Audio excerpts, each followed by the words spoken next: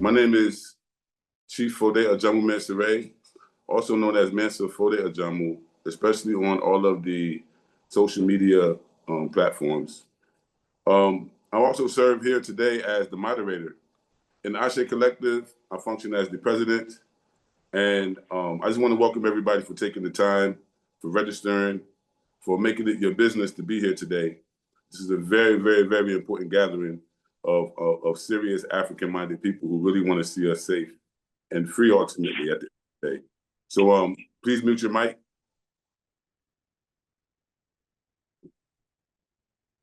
All right, yeah, please mute your mic. Someone called in from a number 1317. If you can mute your mic, we can move forward. All right, so again, welcome everybody. I want to start this off first with a respect and honor to our ancestors, our African ancestors at home and abroad, all around the world. We may have different religious perspectives, but we all share the same ancestors. So I think this is a good common ground where we can start at. Typically, when we have our events, we always start with honoring our ancestors and calling them close. And for that purpose, our Queen Mother here, Mama Jalika, she has recorded a dynamic piece for us. And I want to share my screen real quick, and we'll go right into that. And sisters, my name is Jalika Jatta. As an elder within the ASE Collective, I've been given the honor to initiate tonight's program by recognizing and referencing the ancestors whose shoulders we stand on and our elders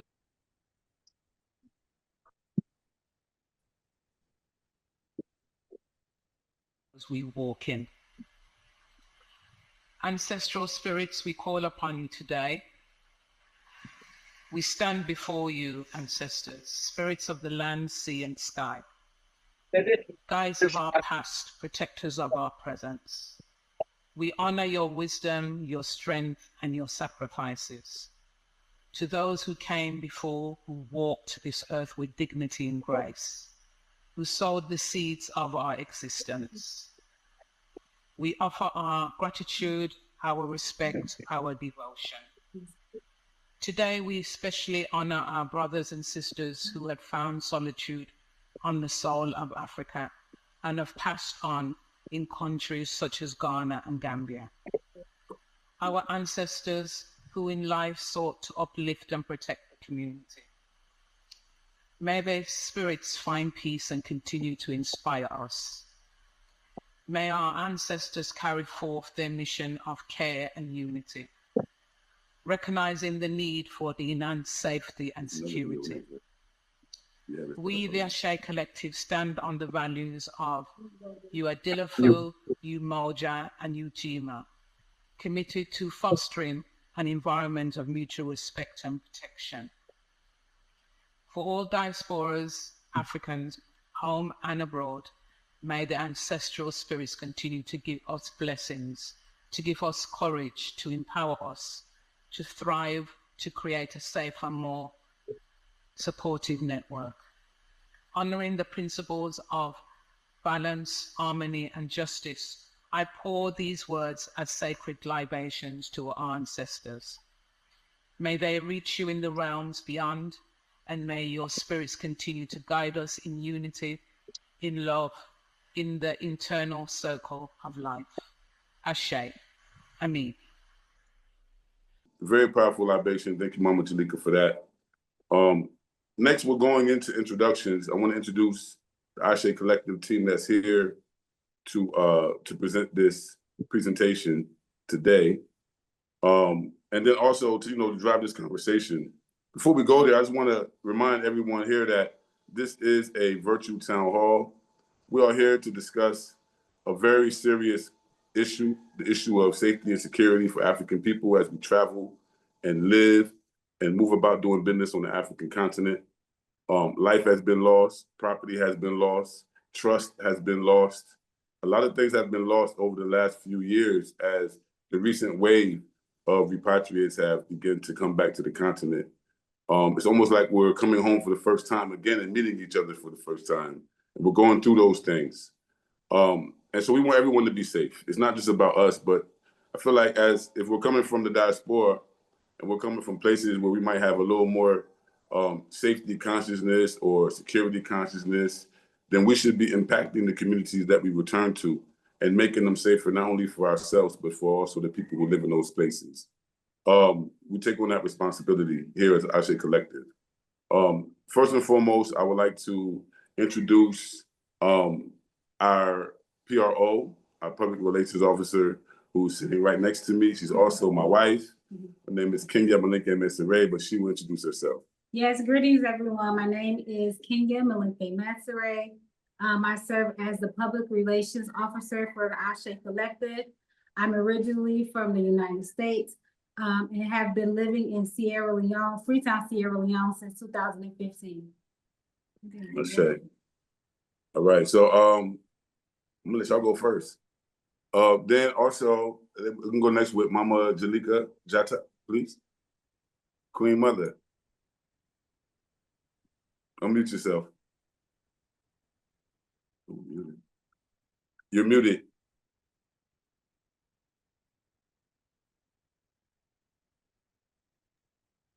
All right, there you go. My name is Jalika Jata. I'm within ASE, and my role within ASE is an international coordinator, diplomacy team here in Gambia. I'm originally from UK. Right. Brother Zeb, take it away. Greetings, everyone. I'm Zeb Allen. I am a coordinator on the international diplomacy team. I'm originally from the UK also, but I'm also situated in the Gambia. All right. Sister Bina, I don't see her on the call right now. If you're there, please introduce yourself. Okay, I see her. Mama Bina. There she go. Greetings. Greetings, everyone. Greetings. Thank you all for joining us. And I'm Nana Abena Grace James, originally from Jamaica, lived in a few countries outside the continent and on the continent. I'm currently domiciled in Tanzania. I am the chairperson for the 6th Region African Diaspora Alliance in Tanzania. I am also the CEO and Managing Director for Merita Technologies, which is a software development company that is located, has an office in Tanzania and also one in Kenya. And I am with ASE Collective as an international coordinator as well for the ICDT. And also the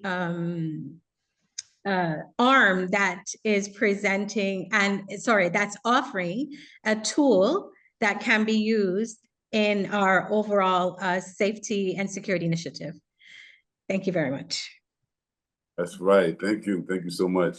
Again, my name is Fode Ajamu Mansoure, and I serve as the president for this body.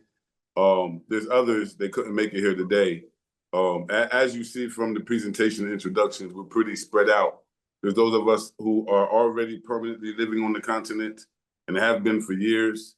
There's also those of us who are coming from the UK by way of Jamaica, coming from the United States, coming from different parts. And we have ourselves spread out in East Africa, Gambia. I'm here in Sierra Leone. So that is just to give you an idea of how we're thinking in terms of Pan-Africanizing this concern for safety and security. For those of us at home and abroad, but especially those of us who are returning and don't know much about the continent, we have to learn as we live here, and we need to really step up and make it a lot safer for ourselves. So with that, I want to move on into the video presentation where you will be able to get a brief introduction to who we are. If we could sit here and say it, but we have a dynamic video for you. You can check it out. After that, we'll come with a report from the ground live in Gambia. We have been working as ASE Collective in Gambia since at least last May. I mean, consistently. And so there's a great report. We have some work going. We have some what we call motion in the United States. And, you know, we just want to inform you about it and then also get your feedback. We believe in not democracy necessarily, but guaranteed consensus. We want to tap the people and get your feedback. With no further ado, I want to move into our video presentation. Greetings, my beautiful Black people. Today, we are super excited to share with you something truly transformative, the African State of Emergency Collective, or the ASE Collective. Are you ready to join a movement that's reshaping the future of the diasporic African? Let's dive in. At the heart of ASE, we uphold three powerful core values: integrity, umoja, and ujima. Integrity means we respect and protect our community by upholding balance, harmony, and justice. Umoja, or unity, embodies Pan-African vision of coming together for collective well-being. And ujima, or collective work responsibility, signifies our commitment to working together and sharing accountability. Our vision is clear and bold. We aim to maintain a secure mode of international communication for diaspora Africans traveling, investing, or living in Africa. We're creating virtual safe spaces to address community concerns and provide resources for safety and well-being. Our mission? To equip diasporic Africans with essential educational information and community resources, ensuring our travel and investments are safe and successful. ASE's objectives include providing training programs, conducting community outreach, and establishing virtual discussion spaces. We're all about forming interdisciplinary teams and cultivating partnerships to support our mission. Imagine a united front centered on community safety, where diasporic Africans are empowered and informed. That's what ASE Collective offers. Our leadership structure is robust, with dedicated board members and teams spread across the US, UK, and Africa, working alongside of local professionals. One of our key teams is the Mental Health Advocacy Team, or MHAT. They ensure our community is informed about mental and emotional health, providing educational resources and cultural guidance. ASE's MHAT is a beacon of support for diasporic Africans, collaborating with African-Centred community partnerships to promote mental balance, harmony, and self-awareness. We also have the International Coordinating and Diplomacy Team, or ICDT, which fosters strategic relationships across the African continent. Their purpose is to serve as a bridge between the diaspora and communities on the continent, enhancing communications and supporting initiatives that promote safety and security. And let's not forget our Public Relations Team, or PRT. We need passionate individuals skilled in social media, content creation, graphic designs, and communications to amplify our message and connect with communities. This is your chance to shape the narrative of African empowerment and make a real impact. So are you ready to join the ASE Collective? Whether it's as a volunteer member or a partner, your contribution is invaluable. Together, we can build a stronger and united voice for the African diaspora.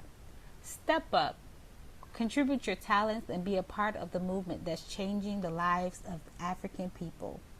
If you're serious about maintaining the safety and security of Africans, please reach out to us at africanstateofemergency@gmail.com, specifying the team you're interested in joining.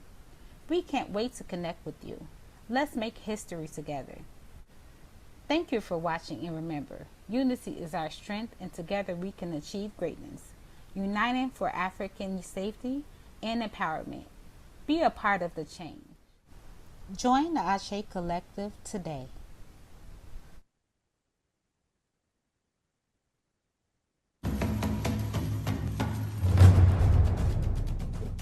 Abiba Folier. Greetings. My name is Chief Fode Ajamu Mensure, and I serve as the president for the African State of Emergency Collective, also known as the ASE Collective. Within the ASE Collective, I also function as a member of the International Coordinating and Diplomacy Team. a team that functions to guarantee information and services in case of emergency for Africans from the diaspora traveling to and from the continent. We provide the on-the-ground resources to the people as they arrive to provide you with a safe landing and the safe execution of your plan. Also, I am a 12-year veteran on the continent as a repatriate. Yes, I'm from the United States of America, but I chose Freetown, Sierra Leone as my home. I was personally invited to this country by fellow Pan-Africanists after 6 years of international solidarity and support with their grassroots efforts to rebuild the movement after the 11-year civil war that devastated Sierra Leone. As a Gullah Geechee descendant and family genealogist, I knew of my roots biologically and culturally to Sierra Leone, the people, and the land before I repatriated. And both of these contributed to why I decided to return in 2013 and chose Freetown, Sierra Leone as my destination. In addition to my work with the ASE Collective, I am also the founder and executive director for the Black Star Action Network International, also known as BASANI, and currently I serve as the third Assistant President General for the Universal Negro Improvement Association and African Community League's Rehabilitating Committee 2020, also known as the UNIA, ACL, RC 2020. Some of you guys will recognize it as the organization founded and led by Marcus Mosiah Garvey. Several years ago, I was a part of a diverse team of repatriates from various organizations and locations, mainly throughout West Africa, that began organizing to assist the African Diaspora, visiting, investing, and living in Africa. It was through this organizing that I was fortunate to meet and work alongside Sister Shekina Chinedu on a special committee to bring peaceful resolution to internal conflicts within the Gambia diaspora community. Last February, when Shekina was brutally murdered, she died while actively involved in this struggle and is recognized by comrades as a martyr in this modern-day repatriation movement. I was personally shocked and hurt when I learned of the tragedy, just as many of us were. It became clear that something needed to be done, something final, something definite, something that could make us safer as we move about on the continent as Africans from the diaspora. And so after several conversations with my brother, Suraj Odekunle, who had also known Shekina and was deeply disturbed by her murder, we, along with 4 others, decided to initiate the process of founding the African State of Emergency Collective as a volunteer initiative to provide the African diaspora visiting and living in Africa with much needed information, emergency response, and mental health services in May 2024. Our 3-team model allows us to provide a host of services, from mental health advocacy services to the African diaspora in Africa, staffed by Afrikan-Centred mental health professionals committed to the psychological well-being of African people, to emergency response team training for African diaspora repatriates and local residents, community town hall meetings to facilitate consensus building that encourages participatory democracy and community building methods among us as we go about making Africa safer for us all. And then lastly, we have the In Case of Emergency app, which is being developed currently to integrate technology into our operations and ultimately will function to streamline communications while fine-tuning our tools for emergency response throughout the continent. Our current membership includes volunteers located in the United States, United Kingdom, Sierra Leone, Ghana, Tanzania, Egypt, and the Gambia. We chose to initiate the town hall meetings in the Gambia because over the last 5 years, the country has been a hotbed of tension and activities that have drawn the attention and the concern of the African diaspora. And to also honor our sister Shekina Chinedu, whose murder led to the formation of this collective devoted to the cause of safety and security for African diasporans on the motherland. By working with government and non-governmental partners, It is our aim to establish an operational unity and formal collaboration between the African State of Emergency Collective and our partners that serves to provide a democratic process and practical foundation for addressing our shared community concerns. In the words of Marcus Garvey, I end this with, "Up you mighty race, you shall accomplish what you will." And Africa for the Africans, those at home and those abroad. Abiba Fahodie. Thank you. The Mental Health Advocacy Team, also known as MHAT, serves to ensure diasporic Africans are informed on how to identify and navigate mentally and emotionally through challenging situations. Ultimately, ASE MHAT is here to keep diasporic Africans informed about the significance of maintaining mental and emotional balance and harmony, as well as encouraging and supporting self and situational awareness.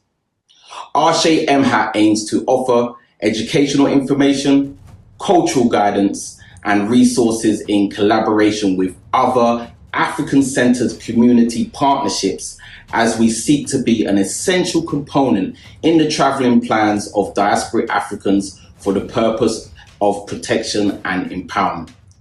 Our outreach is where we make connections with behavioural health specialists throughout the diaspora and on the continent when our travellers or repatriates are in the need of behavioural health support. If you are serious in maintaining the safety of Africans, please reach out to us at asecollectivemhat@gmail.com and let us know that MHAT is the team you are seeking to join. We're looking forward to hearing from you. Greetings, everyone. My name is Kia Moluke-Mesere, and I currently serve as the Public Relations Officer on the African State of Emergency Collective, also known as the ASE Collective. I currently reside in Freetown, Sierra Leone, while repatriated from the United States in 2015. I also serve on the Public Relations team, where we make sure that our African image displays uniqueness, unity, and dignity for the African diaspora. If you're interested in joining the ASE Collective, please contact us at the African State of Emergency @gmail.com. You can also follow us on all our social media platforms at African State of Emergency. We welcome all Indigenous Africans from around the world who's interested in joining this initiative. Thank you. All right, bravo, bravo. Okay, so next we want to proceed to the update, the Gambia update, the report, the overview from the frontliners, our champions on the ground in Gambia who have taken up this cause and have really breathed new breath into the question of safety and security in the Gambia. I mean, this brother and this sister, they've been able to meet with officials. They've been able to organize a physical town hall like we're here today. They've organized 2 town halls. They've pioneered the work for the Gambia. And all of us in the ASE Collective are looking forward to them and the outcome of what's happening in the Gambia to inform us on how we should move forward in Tanzania, how we should move forward in Sierra Leone. So Ghana, other places where we have membership. So with no further ado, I'd like to pass the mic to our Gambia team, ICDT, Brother Zeb Allen, and then of Sister Mama Jalika Chata. Thank you. Greetings again to everyone. Greetings. Myself and Sister Jalika will try to give everyone an update in regards to what has happened since our first town hall meeting. Like what Brother Chief has said, we had a first town hall meeting in the Gambia on March the 12th, 2025. That was situated in Gunju, in between Gunju and Khartoum. Following that meeting, myself and Sister Jalika gathered all the information which everyone sort of said on the day and all the concerns that was raised. We took away that information and we decided that we needed to go and discuss with other officials and other people in the Gambia to kind of get further information and answers. Now, the first place we kind of went to on the 12th of March, no, on the 2nd of April, we went and seen an organization called Peace Network. They're a network in the Gambia, been there for a few years now. And we have had some experience with them. So we really value their knowledge and experience in regards to setting up a system such as a first response team in the Gambia. They were very forthcoming in giving us information and guidance in terms of maybe who and where and who to go and speak to in terms of gathering further understanding of how the Gambia works and how we can fit into that as well. So that was on the 2nd of April. After that, we thought, well, we needed to maybe discuss with the local alcalde of Gunju, because we thought, well, again, out of respect and knowing that he is one of the kind of chiefs of the village, we thought it's best for him to know what we are planning and what we are doing. He was very excited about what we were actually planning on setting up, and he also sort of commended us on that. He said that he will go off and explain it to further sort of seniors in the village so they know and aware of what we are looking at planning. After that, we had a meeting. Well, I had set up a meeting with the superintendent of Gunju Police. We asked him for an invite. It took a good while, but finally we actually caught up with him and we discussed our proposal in terms of setting up a first responder team. Again, he was very excited about it and also commended us on what we're planning to do. However, he asked me to put this matter in writing so that he can follow protocols as an officer.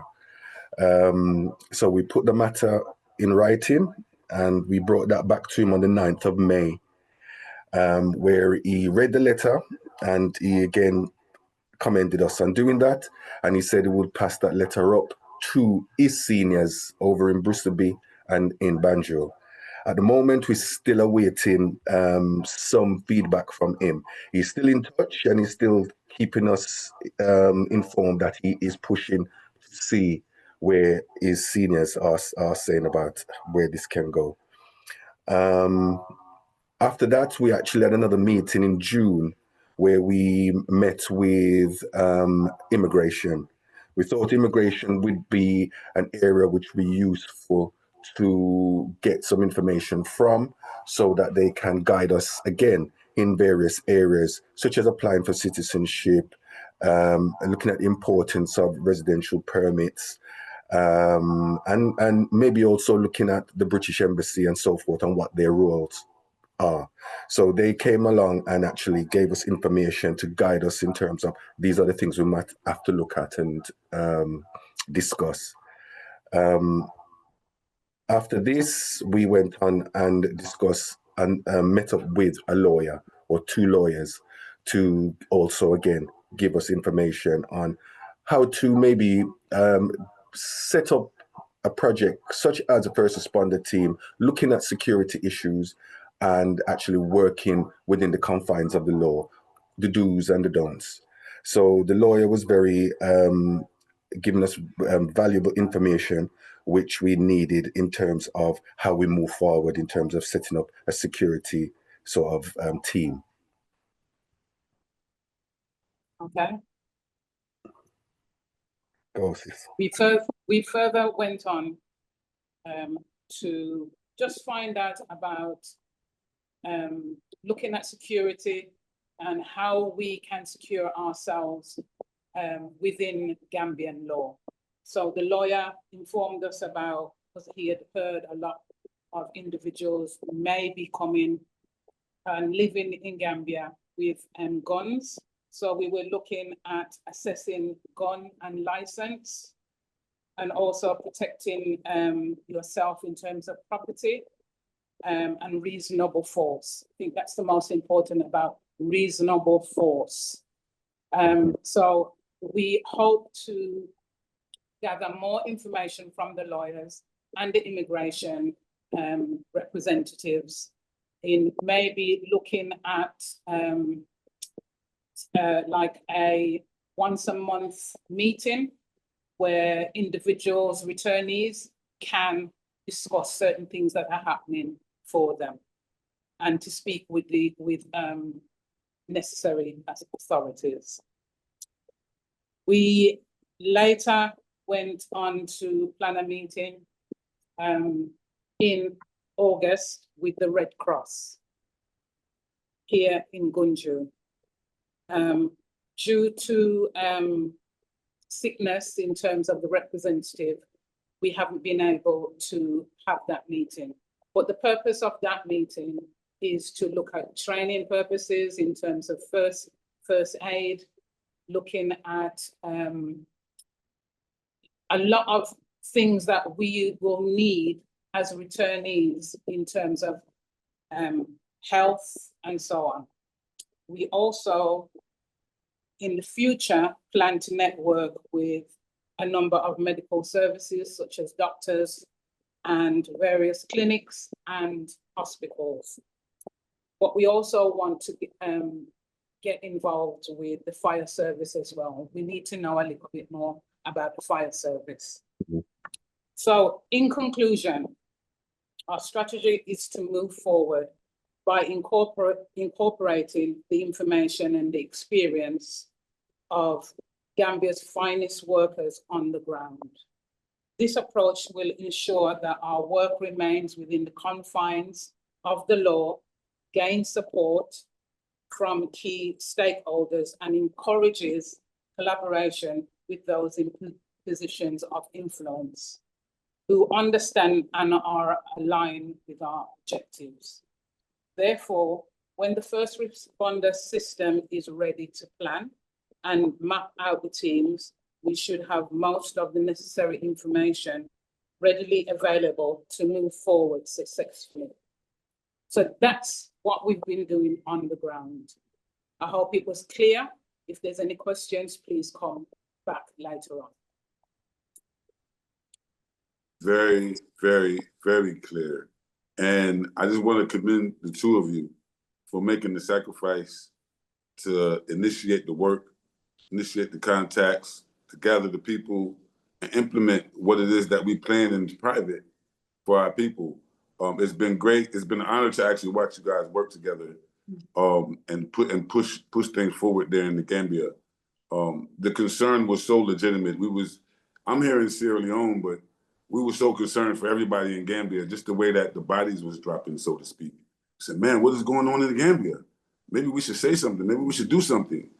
And so it's great to know that we have people like Sister Jalika and Brother Zeb there, who's ready to get the ball rolling and get our people safe and secure.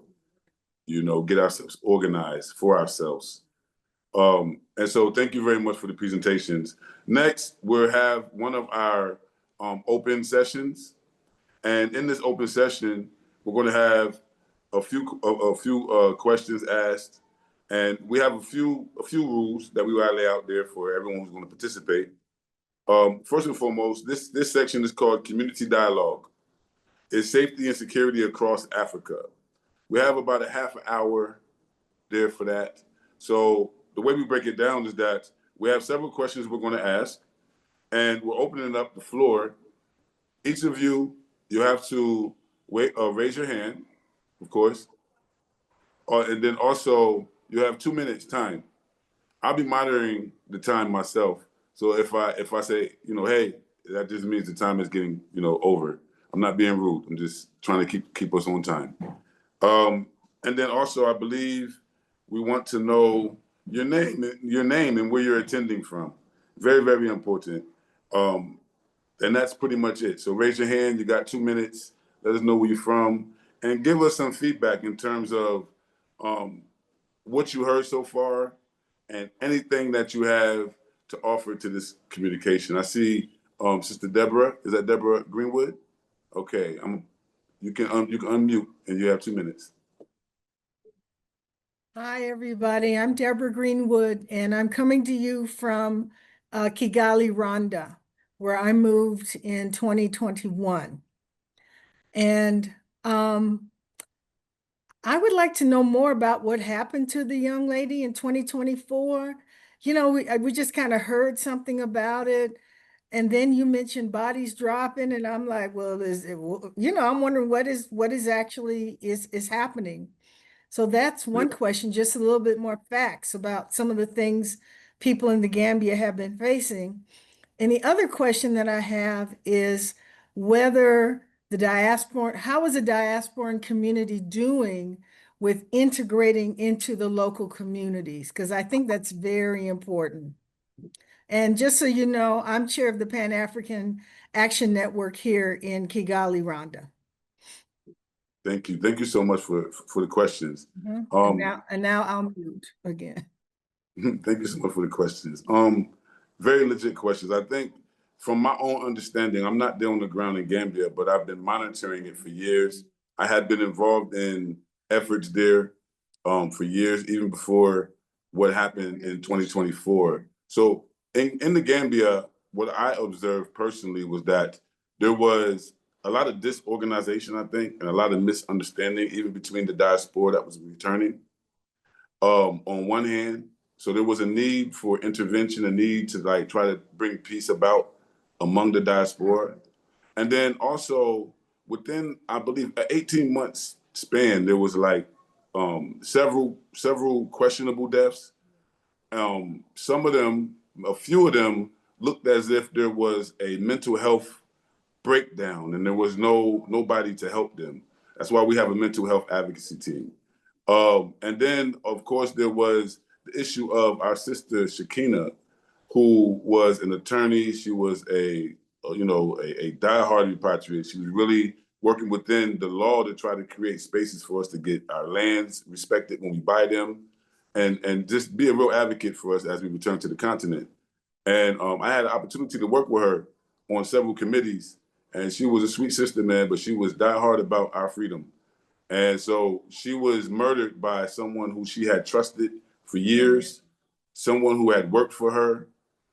She had a weapon. He ended up with the weapon, and her money and other things. So even armed, she didn't use it. It wasn't a situation where she could have used it. And so there was just a lot of pain that came with her death, a lot of surprise that came with her death. And she died, I believe, a week after another sister who I had the opportunity to host here in Sierra Leone. She passed away, and she was ringing the alarm on something being targeted. She thought that there was some witchcraft happening to her. And it was obvious that someone needs to intervene and go talk to the sister and make her feel safe. But, it just didn't happen. And so I believe that Shakina's death really made us say, hey, I don't care if I'm in Gambia or not, this is an African problem. Let's mobilize ourselves. Let's start having this conversation, because we should feel safe anywhere we're at, especially on the motherland. You don't hear this happening with Europeans when they come back to the continent. Very rarely is a European murdered in Africa. The same with Chinese. They go about freely. And we're not going to sit back and watch the largest and the greatest return of Africans get sabotaged by violence. That's just not going to happen. So we plan to create a culture and a community that is clearly creating safety and security measures. We're talking about setting up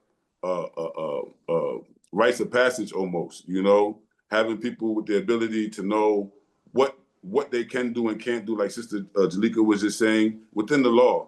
In our first town hall, there was people who was very angry.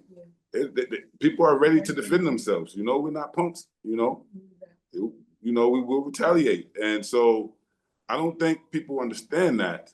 and we're trying to go about it in the best respectful and peaceful way. We're using Gambia as a launching pad, but we're concerned about us in all the 54. Right. So I want to move forward with the hands up, but I also want to say that there are table topics. So I'm going to throw the question out there.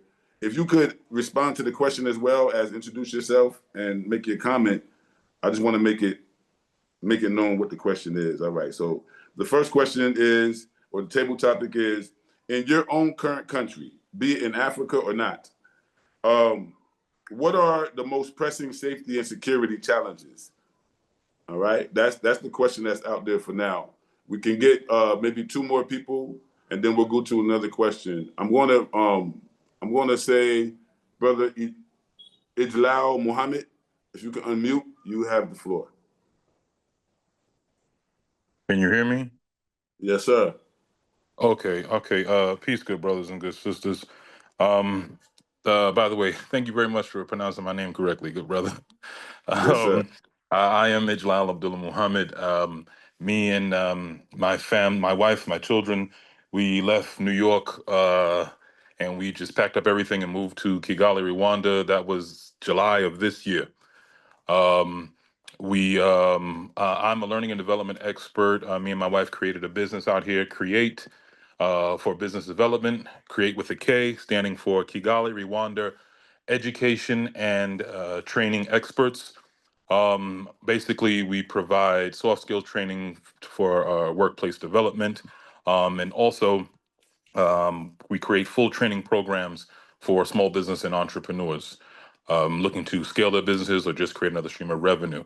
That's what we do. I'm stating that because I first want to say I did respond. I sent an email out stating the same thing, but I just want to let you all know that please let me know where I could help as far as my expertise are concerned.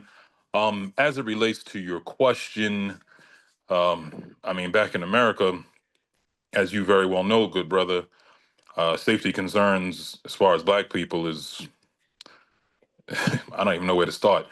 There's always the ever-pressing police safety concern. And then with what's going on right now, in the U.S. after Charlie Kirk and then white people just doing what they've done forever, which is just find a Black person to attack regardless of who really did the damage.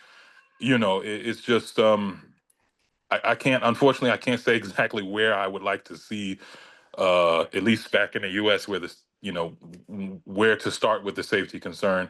I would say, in efforts to try to answer your question, the one that has been the most pressing that everybody can understand and relate to, at least in the U.S., is the police safety concern. That's really all I am able to say to try to stay in, respect at the time. I appreciate you, brother. Thank you for the statement. Yeah, we'll have to catch up. You're definitely, all of you here are welcome to join any team that you would want to align with in terms of ASE Collective. We meet monthly and we're active, Okay, I see, brother Bimaro, you can unmute your mic and have your statement. Remember the question. Alafia, Bubbles and family. I'm Bamaro and Tom. Alafia. I'm Bamaro and Tom Kwanzaa. I'm in the Maryland, DC, Maryland, Virginia area. Also, dual citizenship with Sierra Leone. We're here with my wife. I would say safety concerns here in America. We have a host of them, like the brother just said. We got nonstop white recessive aggression, from the police force. We have many of our Black women are, coming up missing in the DC, Maryland, Virginia area, as well as Black men as well. So there's a obvious concerted effort to take the lives of Black people, as it always has been since we've been, here and, behind enemy lines. So I would say one of the challenges with that is just the lack of awareness and the lack of of focus. We are extremely distracted here. It's a lot of things that pull our attention in all kind of different directions instead of focusing on us and the problems that we're facing. And those distractions keep us unaware of what's really happening, you know, in the States for the most part. You know, we live in an illusion. And so we can't actively say, hey, we got a problem. How can we solve this together? So distraction and, you know, European acculturation is the main divisive force that's keeping us from working to solve our problems in America. But yeah, as far as, you know, I've been able to catch, you know, a lot from the meeting. We've been on the road, we driving now. And so I'm not like in the house sitting here focused, but I'm listening. And I just want to give my praises to ASE Collective for what you're doing. And what I can see is, you know, there's a concerted effort also to keep the diaspora and the Africans at home divided. And as you said, the Asians and the Europeans don't see the same problems we're seeing in Africa. And it's always been a strategic initiative to keep Blacks from around the world uniting. So that's probably an agent provocateur or operative work that's happening amongst the diaspora and those on land, you know, native to the land to keep us divided. So that's something that maybe we can figure out. My specialty, I mean, more so in real estate. I'm an engineer, but in real estate, I'm able to find fraudulent tenants and things like that. And I probably could take that understanding to find, you know, potential traders of the race also, and also agents that work against African interests. Maybe that's what my ancestral calling is, and I don't know it yet. But I do believe central intelligence is necessary for our people, and maybe that can be a help with that. Salute, brother. Thank you very much. Thank you very, very much, man. And even though you're traveling, I appreciate you tapping in for sure. You know, I got to catch up with you next time you reach Sierra Leone anyway. We got work to do. I'll be there October 5th through the 19th. Bet. We got some work to do. Definitely got to catch up. All right. I wanna allow for one more comment on that particular aspect, and I'm hopefully someone from outside of the United States. If someone here from outside of the United States that wants to chime in as well, maybe the UK, you can tell us what's going on there, your own situation. All right. If not, we'll move forward. Okay. Can I just jump in real quick? Yes, ma'am. Yes. And I don't know what's going on with my buttons, my raising my hand, but I'll figure it out. But I wanted to jump in and to speak a little bit towards the question. In Tanzania, it's a very safe country. Many of the cities that we're in general, safety is not a concern. You know, except for when, just like in every place, when you go downtown, in the core of downtown, you know, pickpockets and that sort of thing is an issue. However, we've had different periods where people's homes have been broken into. You know, creative means have been used to get into the property or open the door. Sometimes they've used some kind of gas or something to let people sleep harder than they would. It's sporadic, it's rare, but it does happen sometimes. You have to call on WhatsApp. And then, oh, Katrina, mute your mic, please. And right, and so as far as even us, myself, representing the organization that we have in Tanzania, joining this is to come together. Have you been to Orpheus Court? I mean, not sorry.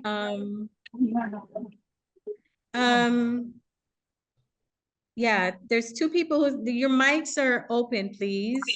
Your mics are open, mute them. Please mute your mics. Okay, there's one other person whose mic is open. Mute your mic, please. Katrina, can you turn off your mic, please? Okay, so I just wanted to say that that was one of the strong motivators for me to become a part of ASE Collective, and then it as a larger group to see what's happening in other areas that we could use in Tanzania for our safety. So regarding the question, I wanted to just chime in from Tanzania. And it's very similar in Kenya as well, where it's a lot in the town is pickpockets, but then, and it spikes. Sometimes it's very quiet, and then another time you'll hear within a month, 2 or 3 homes got broken into, But one of the main issues, and then I'll close, is one of the main challenges we've had is liaising with the police force.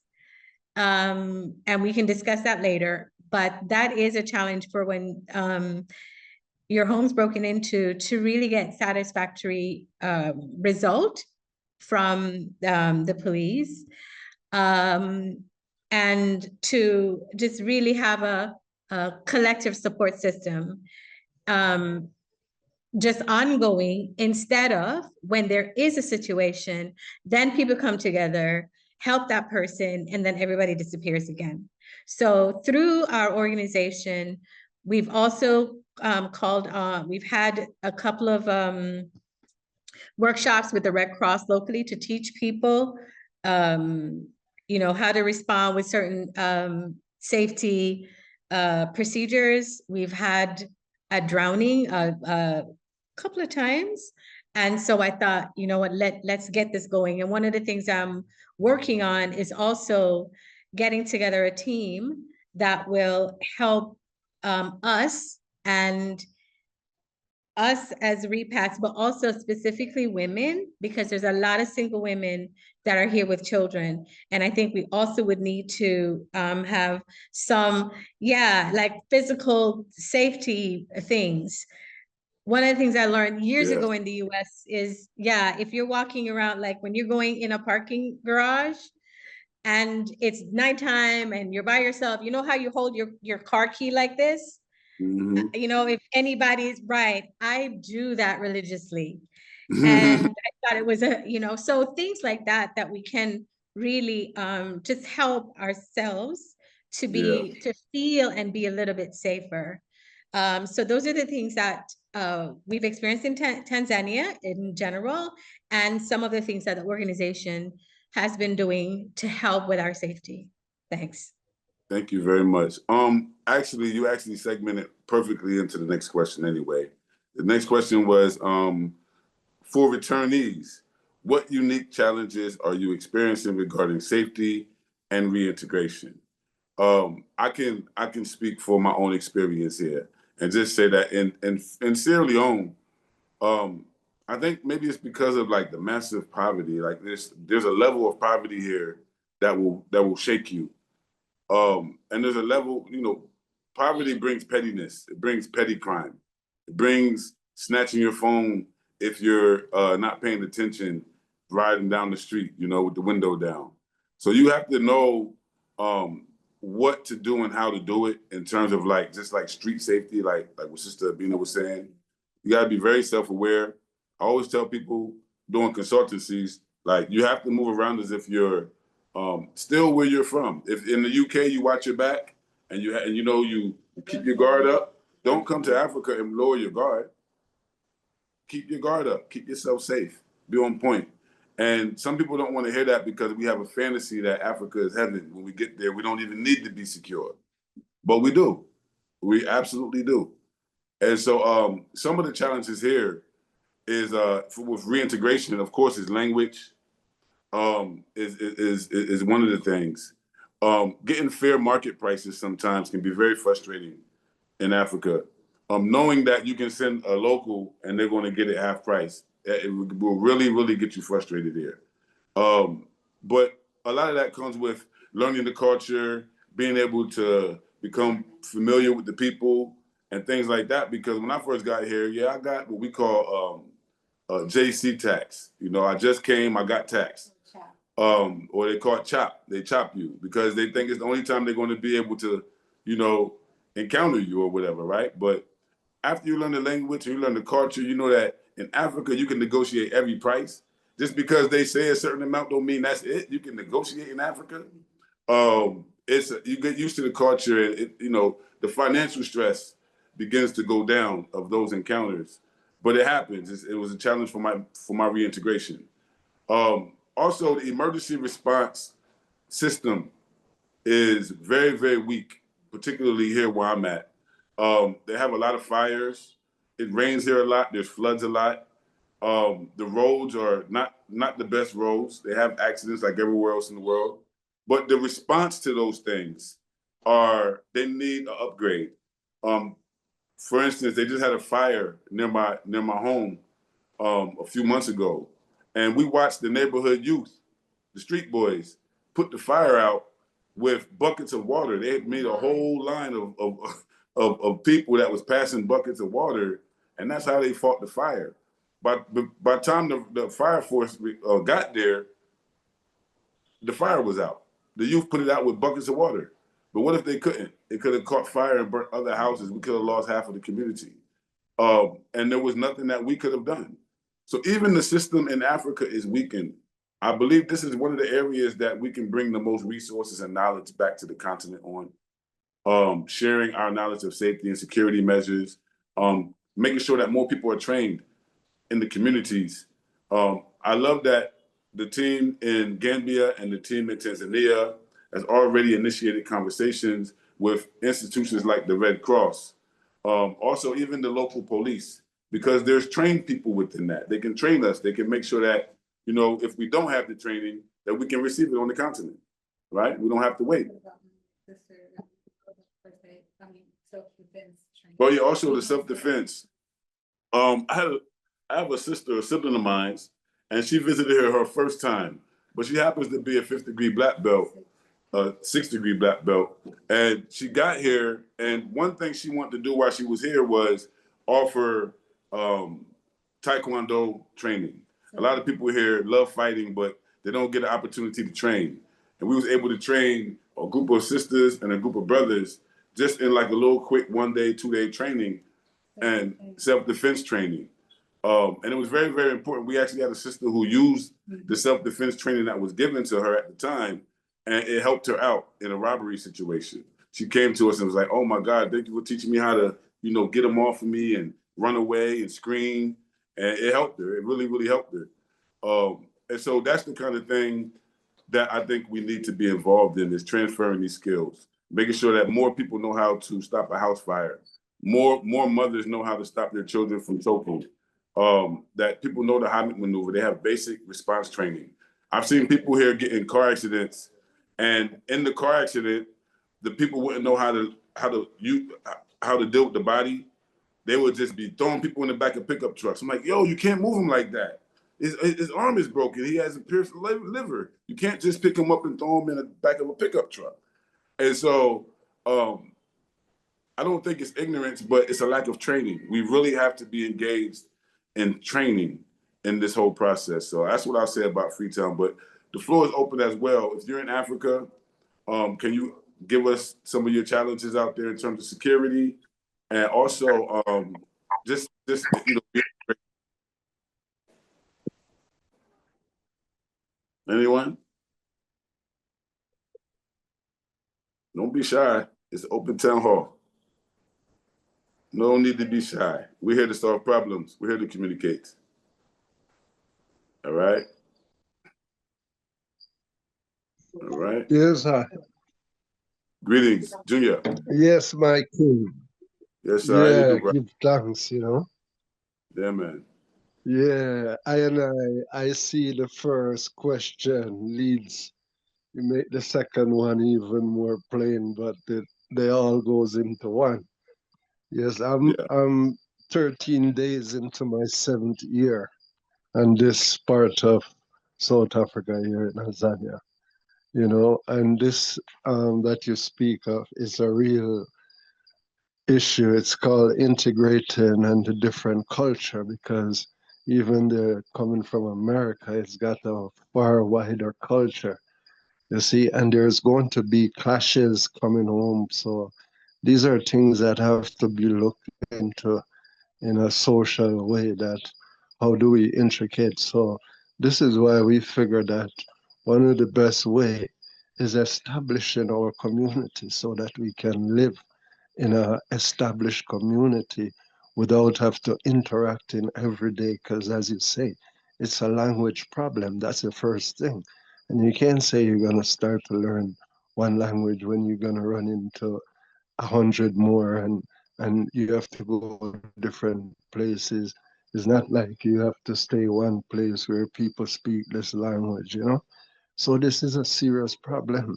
So this is why it calls for an overall approach. So that's why I'm curious about your organization as to how did you come on the block? Because, you know, we've been here trying to do this thing probably underground, but now I see you up front. So, you know, I'm glad to meet up with you, with your organization, because the person who sent me invitation, they know probably my kind of my nature. So as to how do we approach this mission as one, as you say, collective, and the topic is Africa. Um, um, what's it? Africa State Emergency. So that falls right into the movement. But my concern now is coming out of Sierra Leone, because Sierra Leone is a weak sector there, and carry a strong opposition. So, you know, because you know how the thing's set. So we have to check and vet all these different organizations that are in the collective mix before we can even give thanks. Rastafari. All right, thank you, brother. So just to respond to you, brother, it's not necessarily coming out of Sierra Leone. This effort involves Africans from the diaspora and Africans on the continent, from the continent, working together to dialogue and develop policies and practices that will make it safer, each and every one of us, as we travel and move and live on the continent. That's the ultimate goal. And you said something that's very important about vetting organizations. Very, very important. The first thing we know is that this initiative is a Pan-African initiative, and that not everyone is so happy about us seeking to establish Pan-Africanism. We know that. We know that going into it. Each and every one of us know that. But at the same time, the work must be done. We must do the work. This initiative came immediately out of response to a need, a desperate need for our people to have a response system in place because of death, because of people, homes being robbed, and you know the bad things that we can't talk about in public without discouraging other Africans from coming home. Right? It really, some things really do happen, and a lot of us have been quiet about it. We've been watching, and we shouldn't do that. It's a betrayal to those coming behind us. It's a betrayal to our ancestors as well. We are welcome here. We should feel welcome. We should feel free. And so we want to work hard to establish that balance. Elder Shabaka, you have the floor, brother.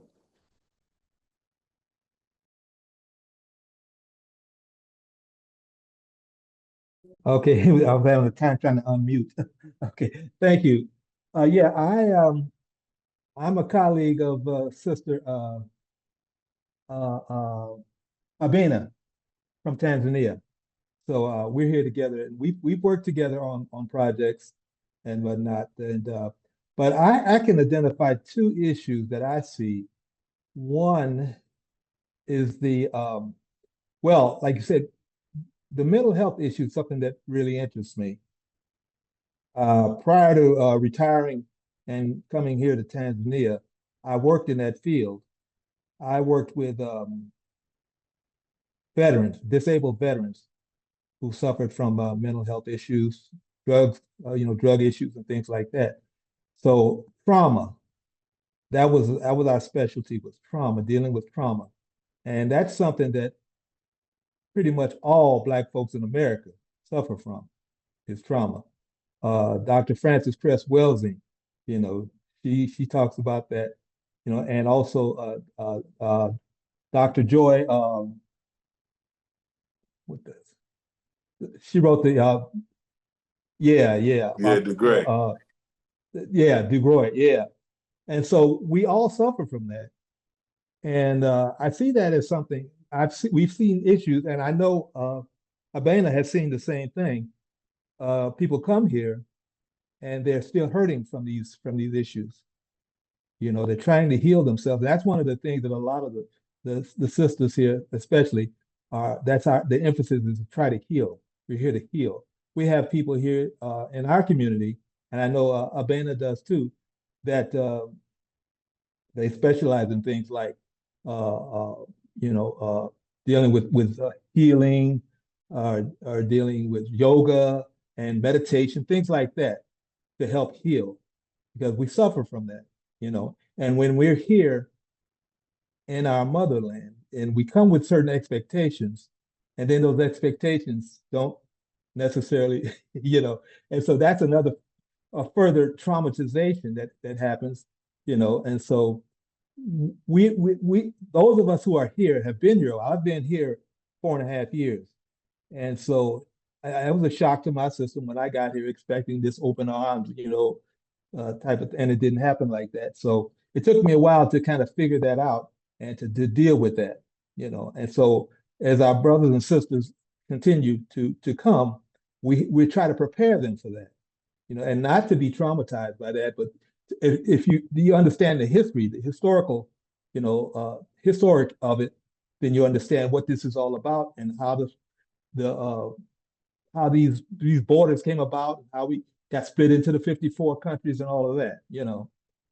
So that's something that I'm interested in. As I said, I did work, but I dealt with some extreme types of illness, you know, schizophrenia and, you know, those types of things, you know, among the veterans, most of whom were Black, you know. So that's something that I see as a challenge here as well, because we've had situations where we've had to help people to get help or get back to the States because, you know, they couldn't get here in Tanzania, as I guess in most African countries, mental health is not a thing. You know, Not a thing at all.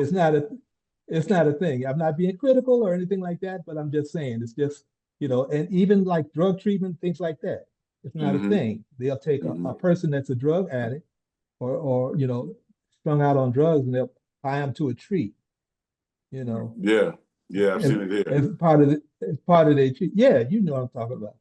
So yeah, that's the kind of thing that that's part of the thing that I'd be interested in volunteering. And I thought I remember hearing you in one of your other town halls. You mentioned something about you have additional training for that. Yes, well, the goal for us is to provide training. Like, for instance, we have the mental health advocacy team is designed to be a team. Now, the ASE Collective is a whole group. Of course, we have a small executive to make sure that administratively we work appropriately. But after that, we break down into 3 specific teams. We have one team that deals with public relations for the collective. We have another team that deals with international coordinating and diplomacy.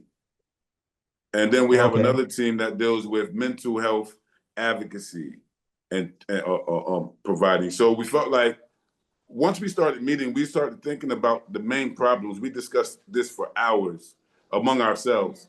And then we said, man, you know, we need to have more conversation with the rest of our people because they must be feeling the same way. It's not just us. And I believe if we begin to have a dialogue, we can come to some conclusions for ourselves. And so the mental health advocacy team would have its own functioning.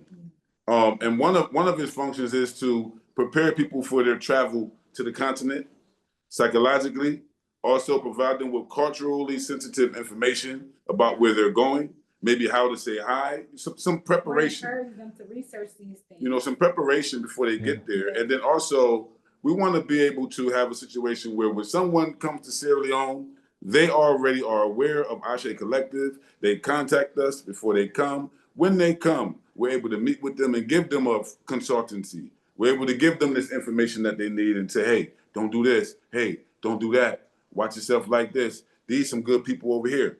You know, this is how you get your ID. So that way we're able to help people.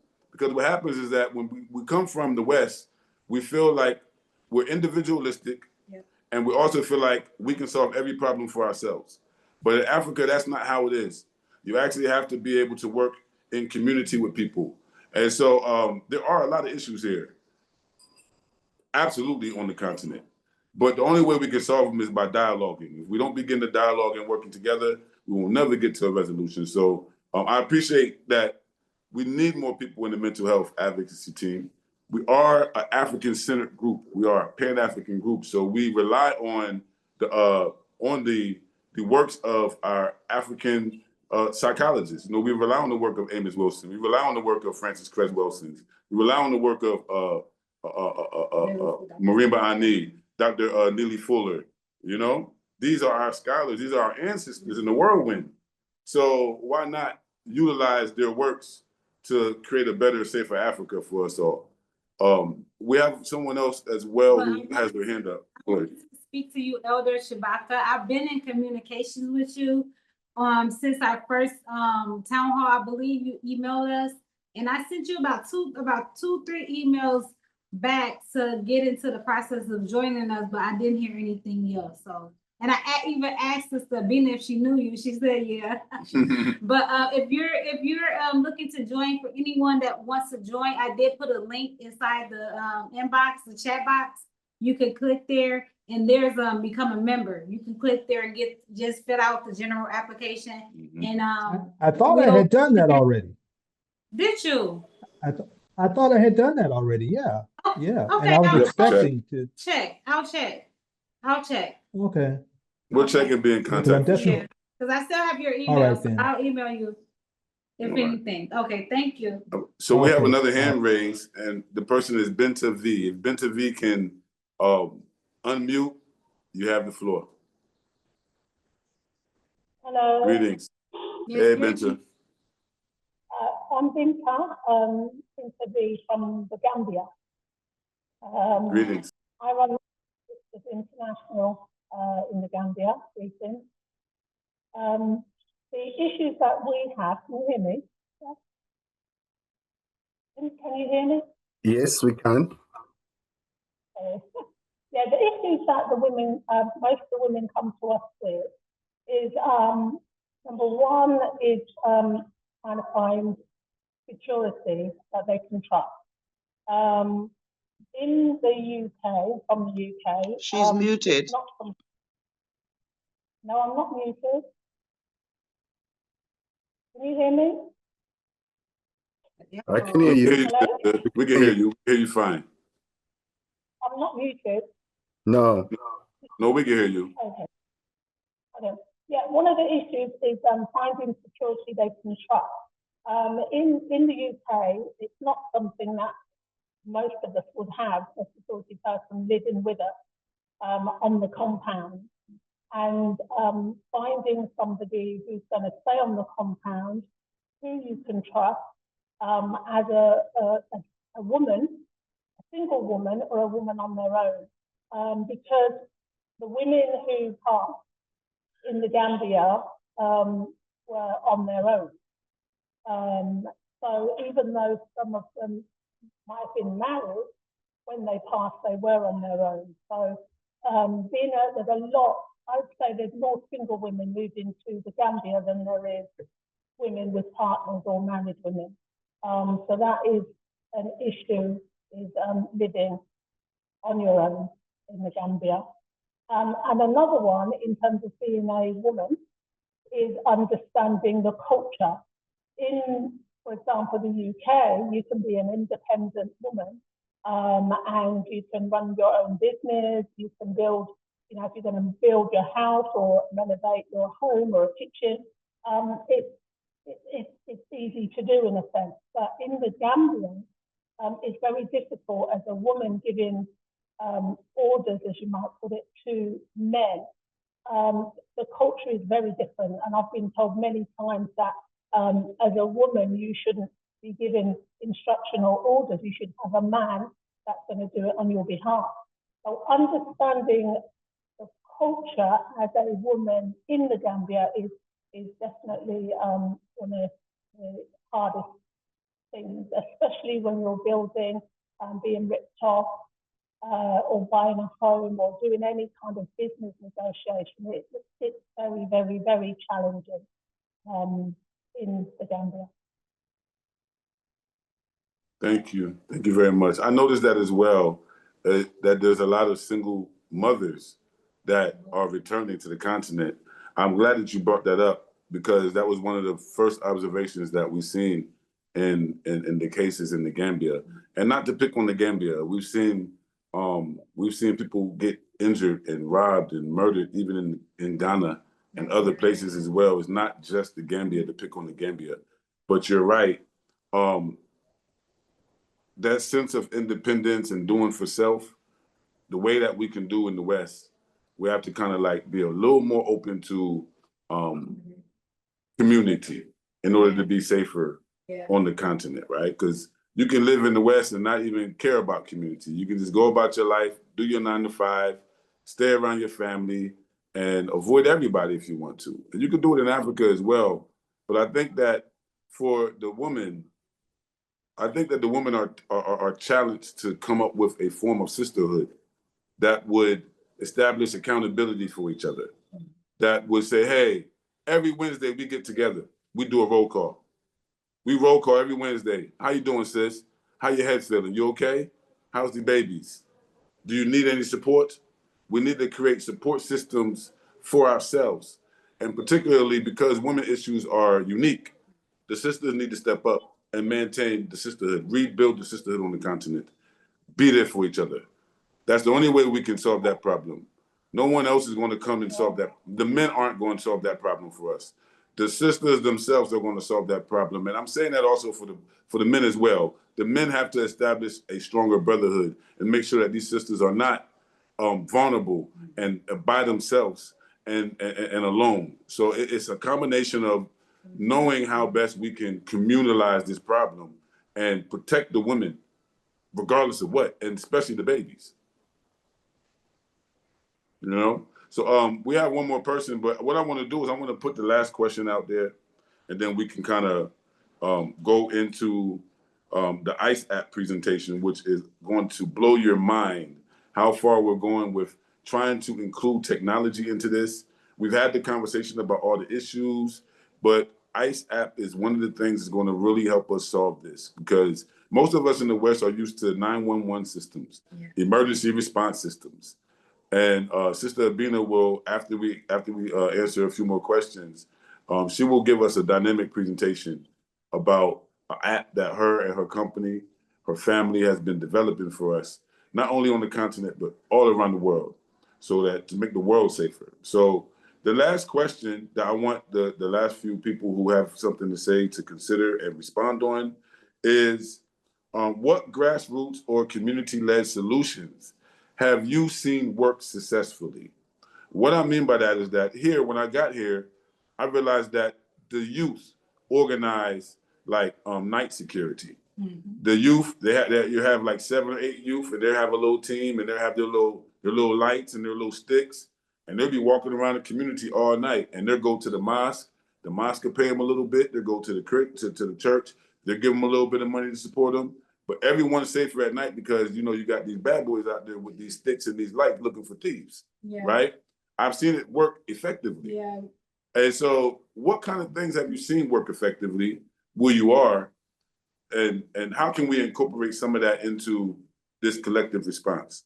That's the next question. Jasmine Rowe, you have your hand up, and you also have the floor. Thank you. Oh, good afternoon, good evening, everyone. I live in Ethiopia, Greetings. but I was listening to the sister before, so I'm going to give her a bit of advice, and then I'm going to answer you about how we deal with things in Ethiopia. The sisters, I have noticed that there seems to be a lot of situation in Gambia. I am an Njai. I was in Gambia before, and I was married to a Gambian. And I would say the caddy in the area, who is the magistrate judge who looks around everything, always go to them for advice. Because what happens is if you rely on friends or people who claim to be friends, all they're looking for is a ticket out or, you know, marriage or, you know, to be able to get as much money out of you. So I would utilize your caddy and try and learn the language as best as you can. Even if you don't speak it, learn to listen it. That if there's something going on, you know that is going on. Be friends with at least know where the police station is and know police numbers, their phone numbers and these kind of things you must have. As a community, you pass those numbers around. You also have each other who lives in your area. You have their numbers. You all have each other's number. So that if there's a problem, you know you can ring your neighbor. Okay? That's what I would say on that. How we dealt with our situation in Shashamani. I've been there 25 years. November makes 25 years. And the problem was not so much there until the development and the population started to grow of others that comes to live in the area where we, as diaspora returnees, live. The commander that we had at the time, Commander Delegy, he took 7, we're Rastafarians mostly in our area, he took 7 Rastafarians and trained them as part of the security.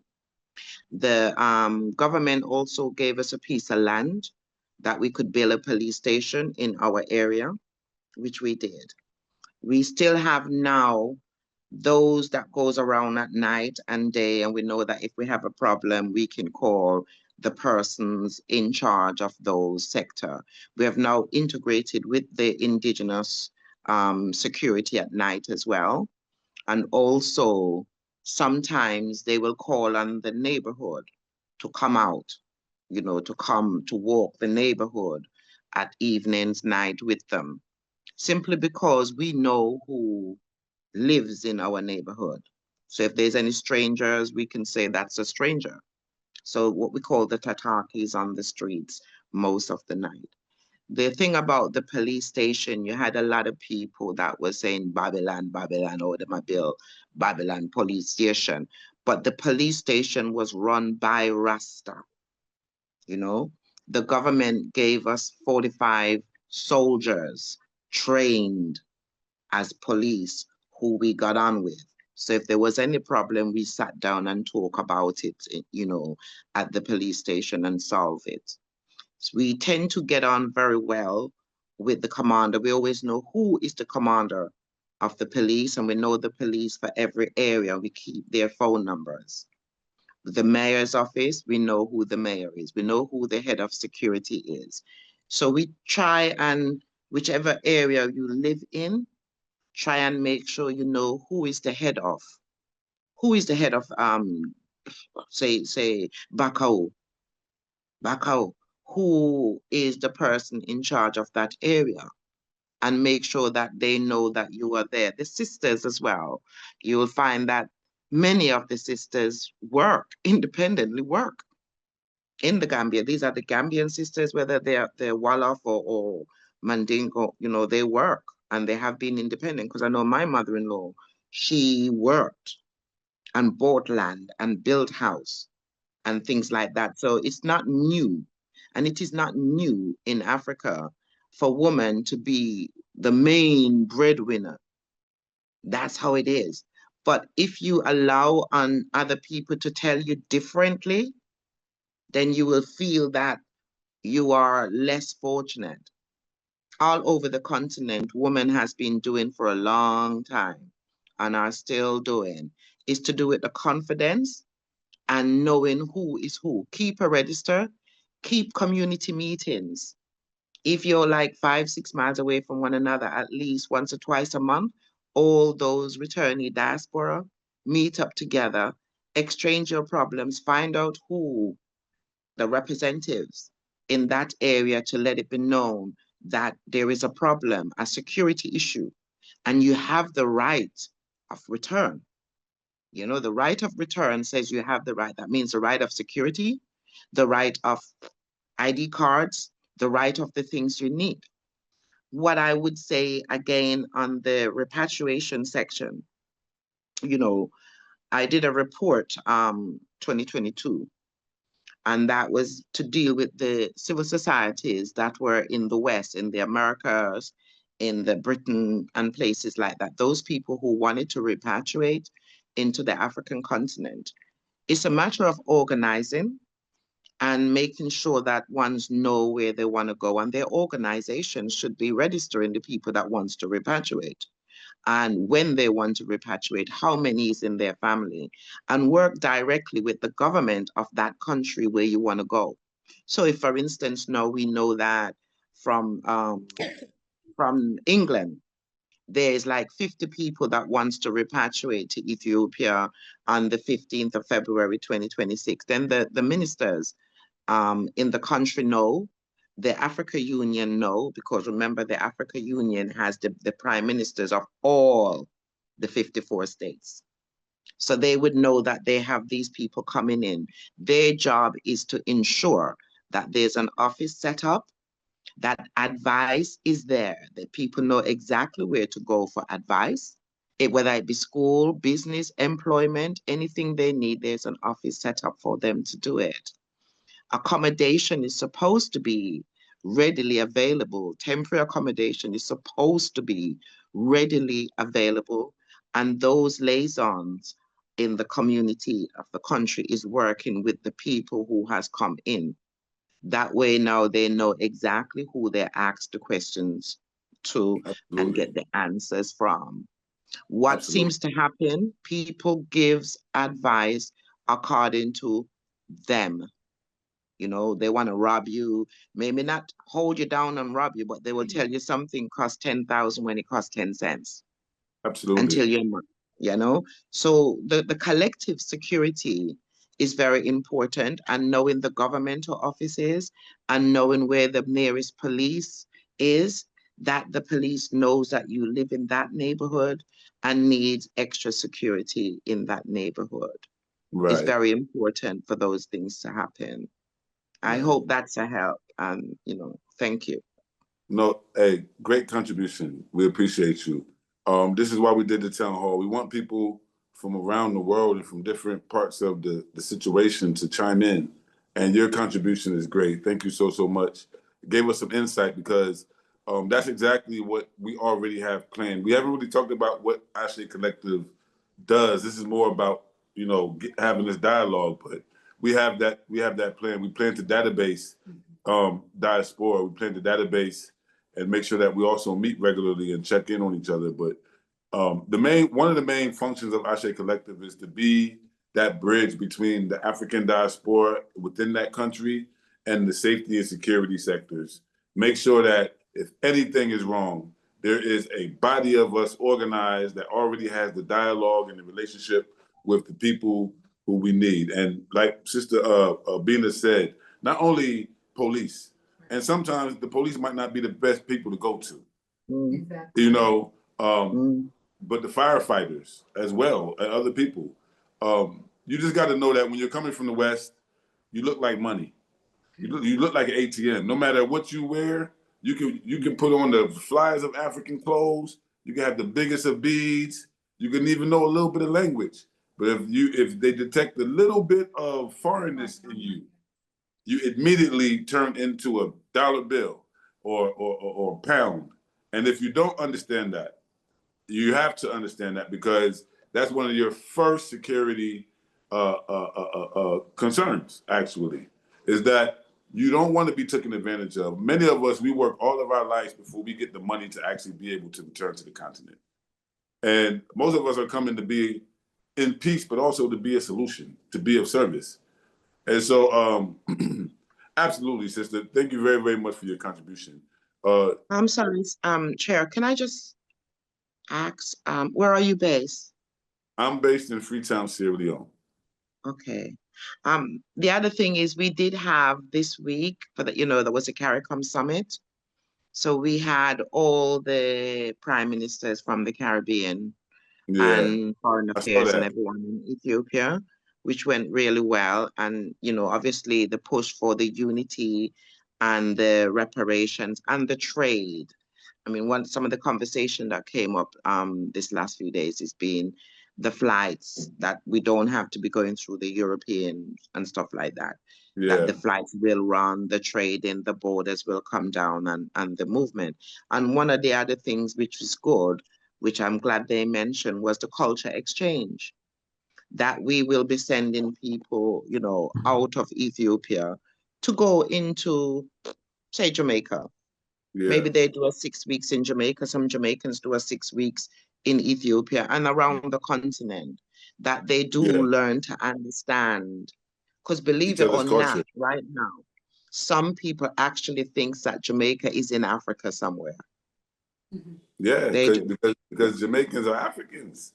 Yeah, we are Africans. But But what I'm saying is that they literally think that. So we need to let them know that we're educate them not properly. rich. We're not colonials that got reparations after Absolutely. slavery. You know, we Absolutely. are still struggling like they are. But we are blessed. Yeah. Because Absolutely. we find it, you know, through faith. But those Right. kind of situations there. I'm glad that you mentioned the CARICOM visit to Ethiopia. Very, very important thing. We want to move into the next segment. I see Brother Junior has his hand up.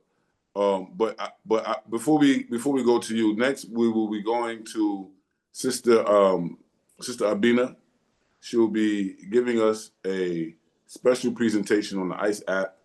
Okay, I think the brother just okay. So, Sister Abina, you have the floor for the ICE app presentation, and then we'll come back with some questions and then round it up. Okay, thank you very much. Let me go to screen share, and I know we're pressed for time right now, but I'll move this along as quickly as possible, and I'll also state that we'll have a question and answer period afterwards. Yeah, a couple of people are saying they have to leave, but let me, we will follow up. Please drop your contact information in the chat if you would like us to follow up with you. Also, if you, as even Elder Shabaka expressed, if you have certain training or career experience that you can lend to the organization, drop your contact information in the chat as well, and we'll follow up with you after, after this town hall.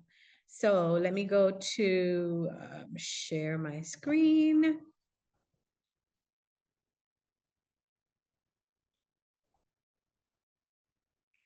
Okay, can you all see my screen? It says in cases of emergency. Okay, and let me just say real quick, I've been having connectivity issues, and so sometimes my screen freezes, but to the ASE Collective people, I have the chat open, the WhatsApp chat, so if you can't see me or hear me, just send me a message on the chat and I'll know what to do. Okay, so let me okay, let me move this along. My thumbnail video. Okay, good. So welcome to the In Cases of Emergency presentation. With a passion to contribute to filling the void in emergency reporting, Meritar Technologies has created a comprehensive solution that empowers public and private citizens to send alerts and report emergency situations.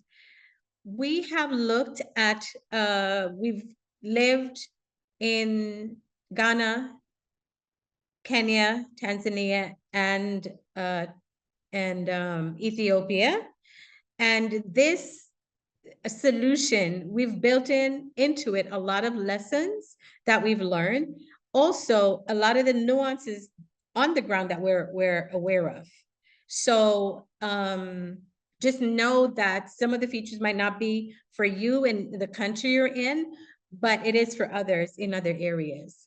So using a secure mechanism that directly connects to emergency responders, the public can then rest assured that help is on the way when they file a report. Meritar Technologies has built a unified emergency management system, which is composed of three components that work together as much as they are separate modules. So we have the, in cases of emergency, mobile reporting application out today. So have a solution that we call multi-agency response system. And I just got a pop-up that my internet is unstable. And then we have HELP, Heuristic Emergency Lifeline Protocol. And we won't discuss that today, but I just wanted to point out that that is a solution that is mostly for on a government level. So for national emergencies or crises in cities or in a country, that's where a lot of the features of help will come in. Through the Unified Emergency Management System, we call it ICE for short, it assists the public to send report responders with data and timely intelligence from the public to facilitate a more effective and efficient response. Okay, hold on 1 second. Let me just move this down. Okay, there we go.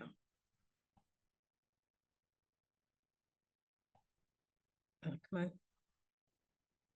Okay, 1 second. Come on, I'm in. Okay, there we go. Okay, in cases of emergency, it is a public-facing reporting portion of a comprehensive emergency management solution, like I mentioned before.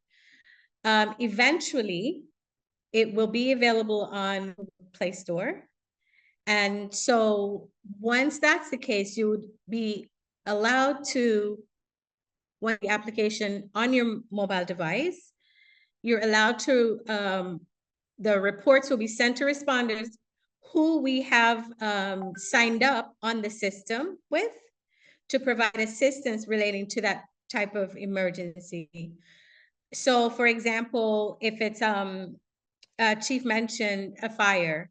So in any city that we have a group of people, whether it's an organization, it's oftentimes referred to as a community. So whether it's a community geographical space with various homes, or it's a company or an organization now that you're located in, we contact the police department if there are a couple of hospitals or an ambulance service. So all of those will be onboarded as responders. And once you have the application through the sign up and you send a report, it's going to go to any of the responders that's in your area, because we also have a strong geolocation component to sending reports. Reports are sent discreetly, directly, confidently, and safely.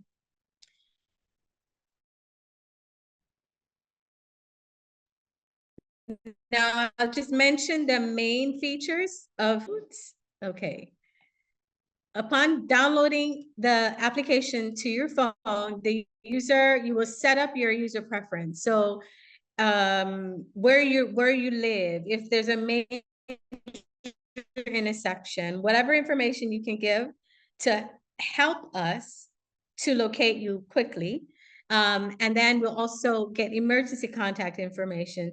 So whether it's your spouse or children, or if you have certain medical condition and you want us to get in touch with your doctor. So let's say, for instance, you're pregnant, you want us to get in touch with your OBGYN, along with your husband if you're in an emergency. So the form or the ability when you're doing your setup to include all of that and any other thing that's specific, even to the point where we're saying, okay, so if somebody is diabetic, they can put that in the system as well, so that the responders who will be coming to your aid, whether it's a medical person or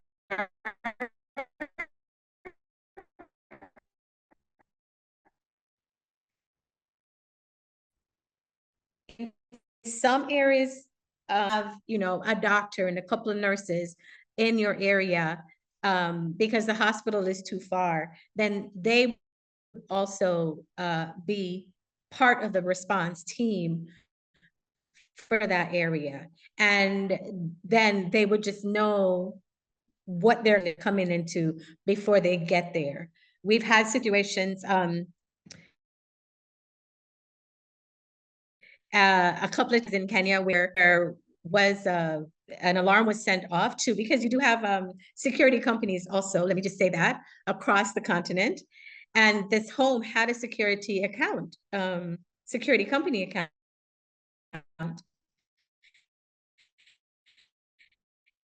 And sent out an alert, but they didn't know what the situation is. And then call an ambulance and wait for the ambulance to come. Well, if they knew that at the beginning, when they're responding, they would know, you know, let me call the ambulance, or let me bring specific information, medication, things like that. Alerts can be sent via video, audio, instant message, and pictures. Now, the application is designed to work online and offline. So very much, and I'm not promoting them, but very much like WhatsApp, you'll be able to record your message, type your message, and send. And if for whatever reason you don't have internet connection at that time, as soon as it returns, your message will be sent. But in addition to that, if the specific community or organization on the ground knows that in our area, we don't have consistent internet connection. So we can work with the the telephone company who is in the area. And they've allowed situations where you can actually, once you have an account with them, they can send messages via SMS. So you don't have to be online to be able to send an alert or receive a response from the responder that's processing your particular emergency. Users may log in with their Gmail address and password. So Google accounts are supported. Users may also connect with anonymous accounts.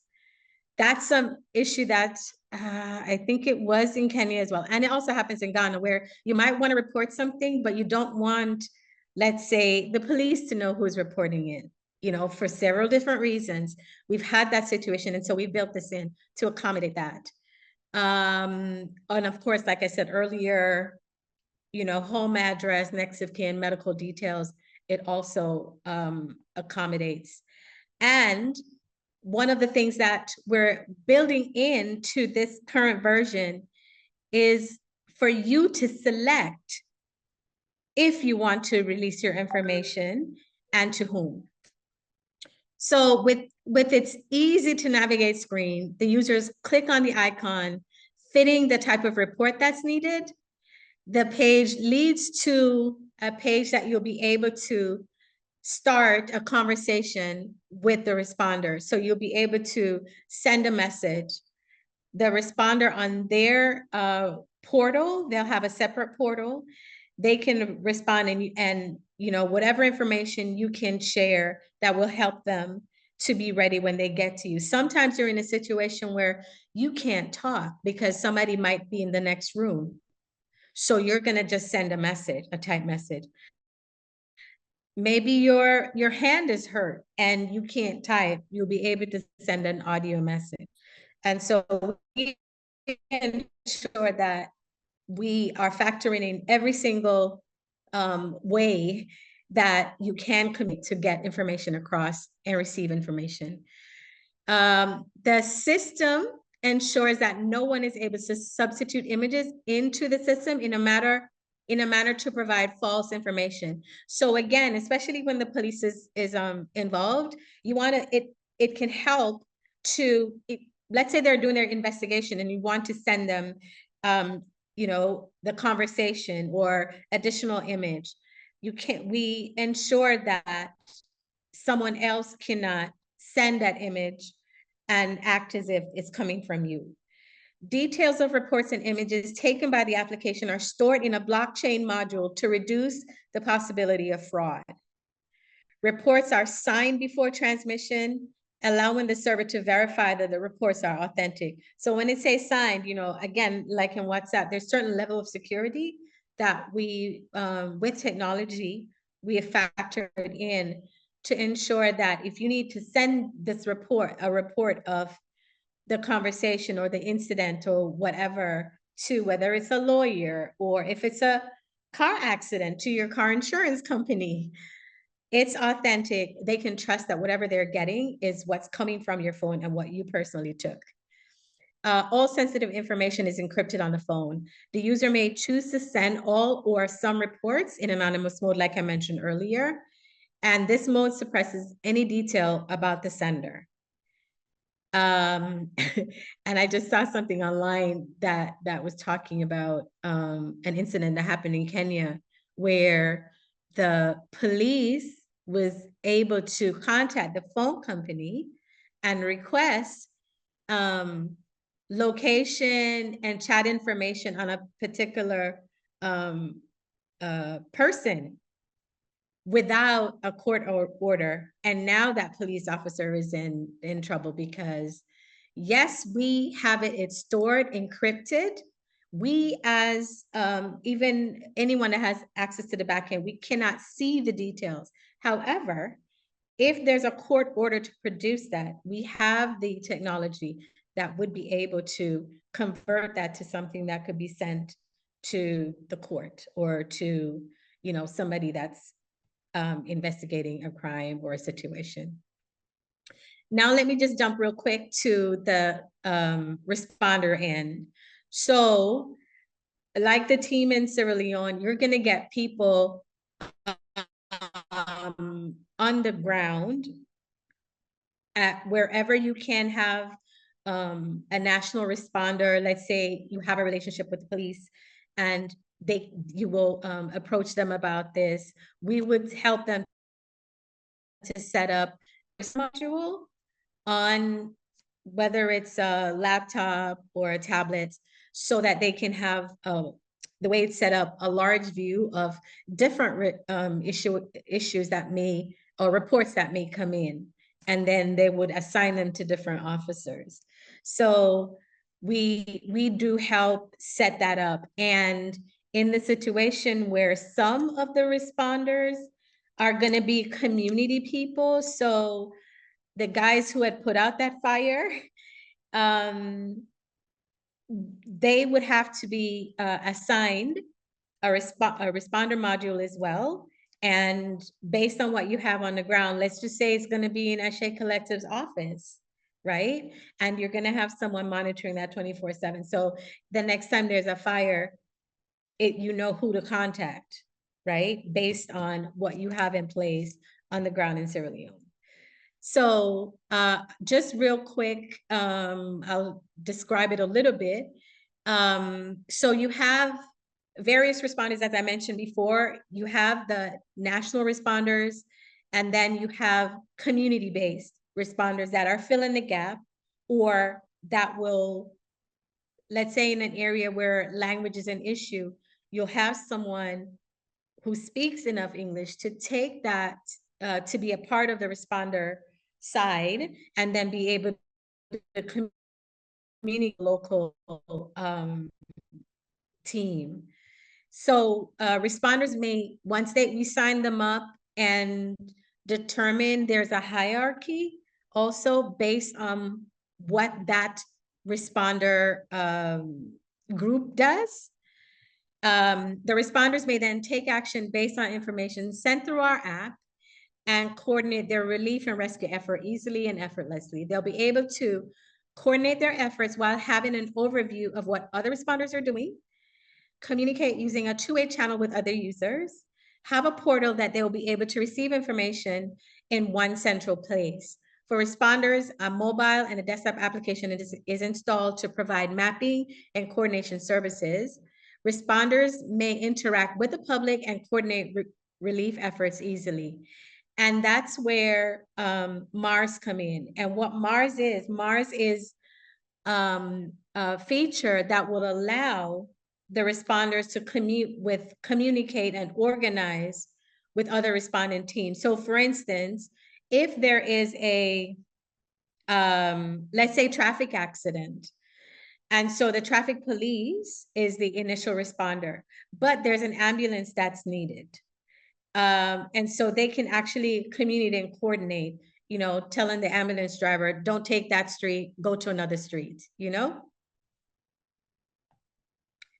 Okay, and the last part I wanted to mention is we have the capability of building in a lot more features. We can also customize it based on specific situation on the ground, wherever it's being released or used. We also, and this one is specific to help with car accident. Again, a lot of the development was done in Kenya, who has a lot of auto accidents every year. And so there's other features that we've included in that, and in a certain portion of the application. And so in a nutshell, this is a quick introduction of, in cases of emergency, mobile application that we're working with ASE Collective to provide as a tool for us on the ground to use as a part of our safety and security well-being. Thank you very much.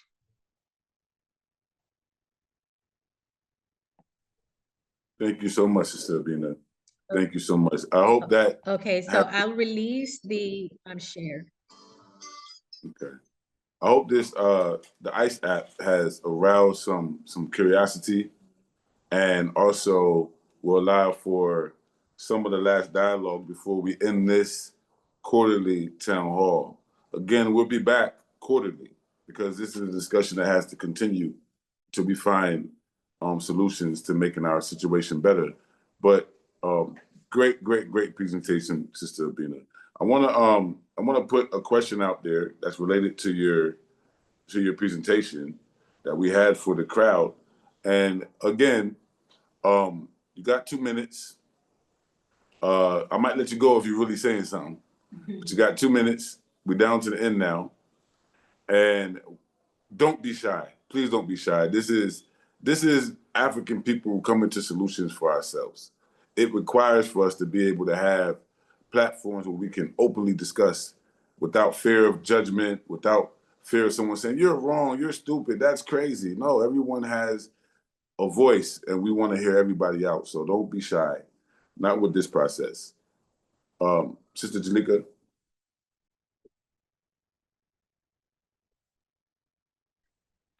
I would just like to say at our last, the first town hall meeting, there was a lot being said, a lot. This is in terms of the Gambian returnees that live in Gambia. There was a lot being said, and I don't understand why no one is speaking now. This is your opportunity to assist us as returnees on the continent. Yeah, we only can move in terms of yourselves. We have to come together and do something.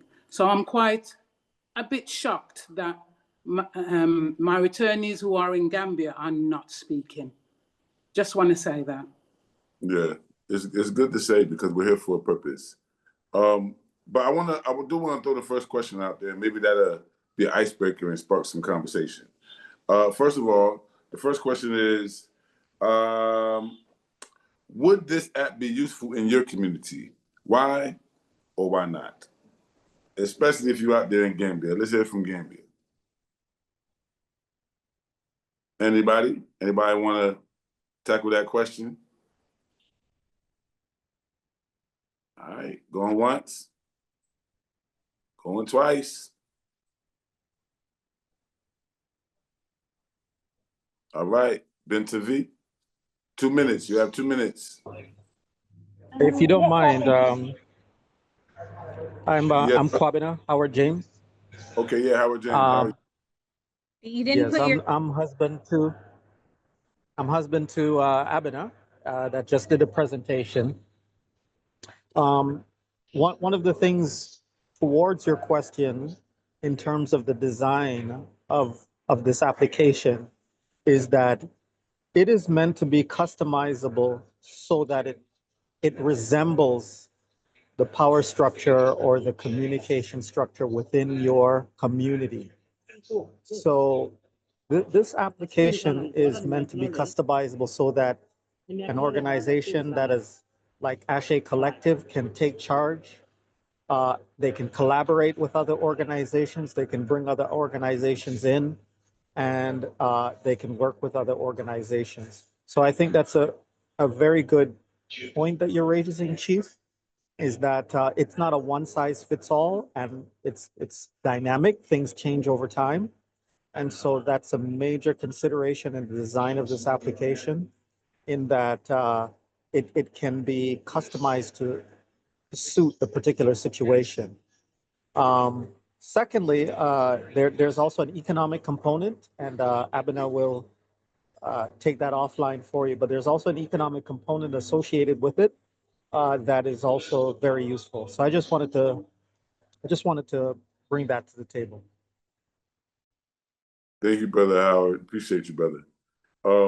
But yeah, you know, just to follow up what you were saying, and just in terms of the question that we're asking, you know, I think in Sierra Leone, the app would be extremely useful because me and my wife were involved in the tourism industry, and we receive diasporans all the time. And there is no such thing as a single application in case of emergency for not only us as a diaspora, but not anybody here.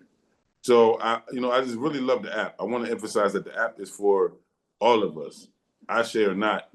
And you know, we set this town hall up so that we can get feedback, so we can go back to the lab and develop more accordingly. I see that Elder Shabaka, you have your hand up, and Sister Jasmine, you have your hand up. If we can go one at a time, starting with Sister Jasmine, I think she had it up first, and try to keep it within 2 minutes so we can circulate. It won't be 2 minutes, it'll be 2 seconds. I just need to know, greetings, Sister Abina, is the language and the range, and how is it electric, and with all the power cuts and stuff like that on the continent, how does that go? You got it? Bina? Yes. Howard? Abina, Yeah, question. Brother Howard. How do we? Yeah, I don't know if she's muted or not. I don't know. No, Okay, I'm go not ahead, Abena. muted. Yeah, no, I was saying, I did mention before that in areas where there is a real issue with connectivity via internet, then we, through the organization on the ground that we're working with, we would create an account with a phone company so that alerts can be sent and received via SMS.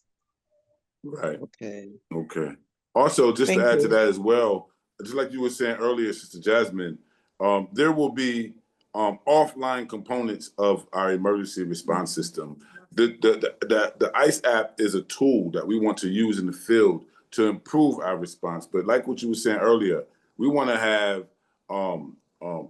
central communication with the diaspora community in a way where we're not only relying on one app or one measure anyway, but this app alone, I believe, will magnify our ability to respond and save life, especially if we can figure out how to keep it powered. You know, these are things that we can go to the government for and say, hey, listen, you know, we got this technology, but, you know, the lights aren't good in this area. You know, the electricity isn't good in this area. We can use these as grounds to try to open up more opportunities for us to be more safer. But Baba, Elder Shabaka? Yes, I really like this app. I mean, it's something like I said in Arusha, Tanzania, where I live, we do have a sizable elder community, a part of our community, and this would be great because we you know, a lot of times we don't always show up. We have our meetups. We have our twice monthly meetups, and then sometimes our elders don't always show up. I'm guilty of it myself sometimes. But you know, at least with this system, you know that they do have that option. They do have that option to reach out to the emergency services, you know, when things happen, you know. And I think it's a wonderful idea. That's all I wanted to say.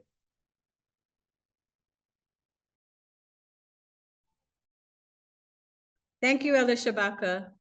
Thank you for the feedback. Right. And I think Binta had her hand up, and then Kwabena, I think he was saying something earlier. Okay.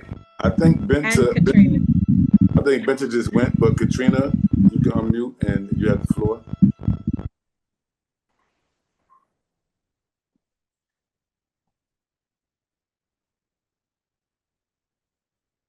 Katrina, unmute. Okay, sorry about that. I could not have built this app. I was not on the team. I cannot get my mute button right, but I just wanted to say, wow, like this is just mind-blowing.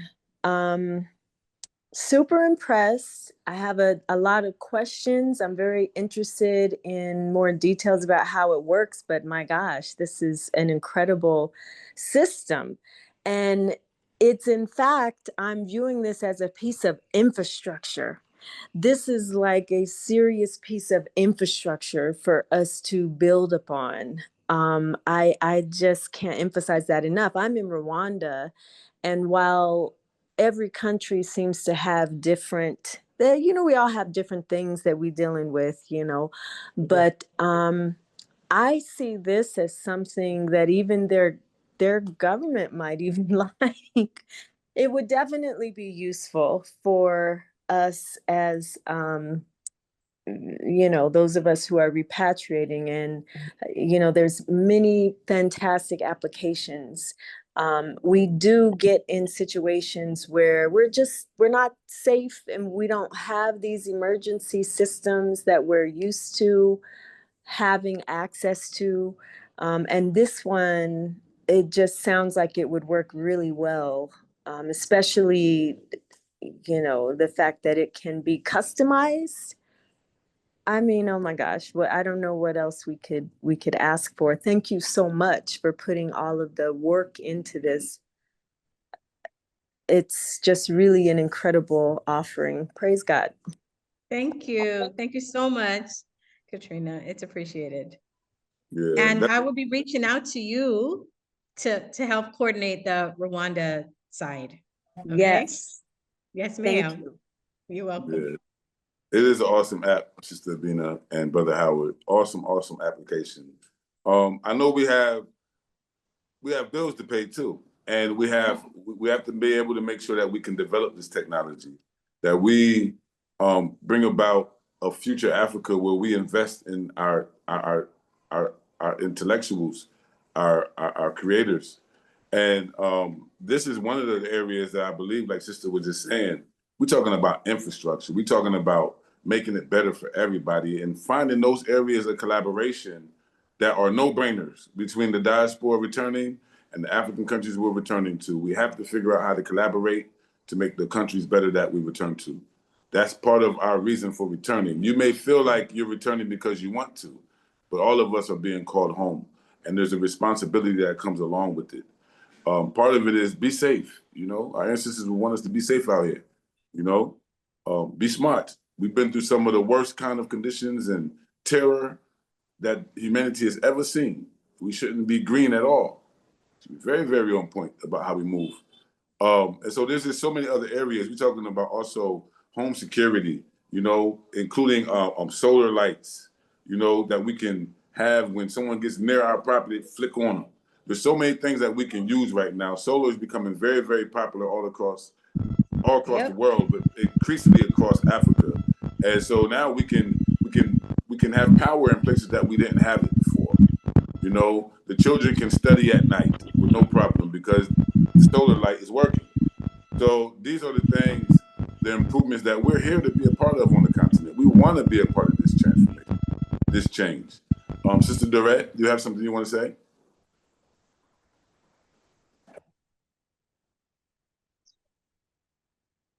Let me unmute you. I'll try to unmute you real quick. Hold on. I'll help you out. Hold on.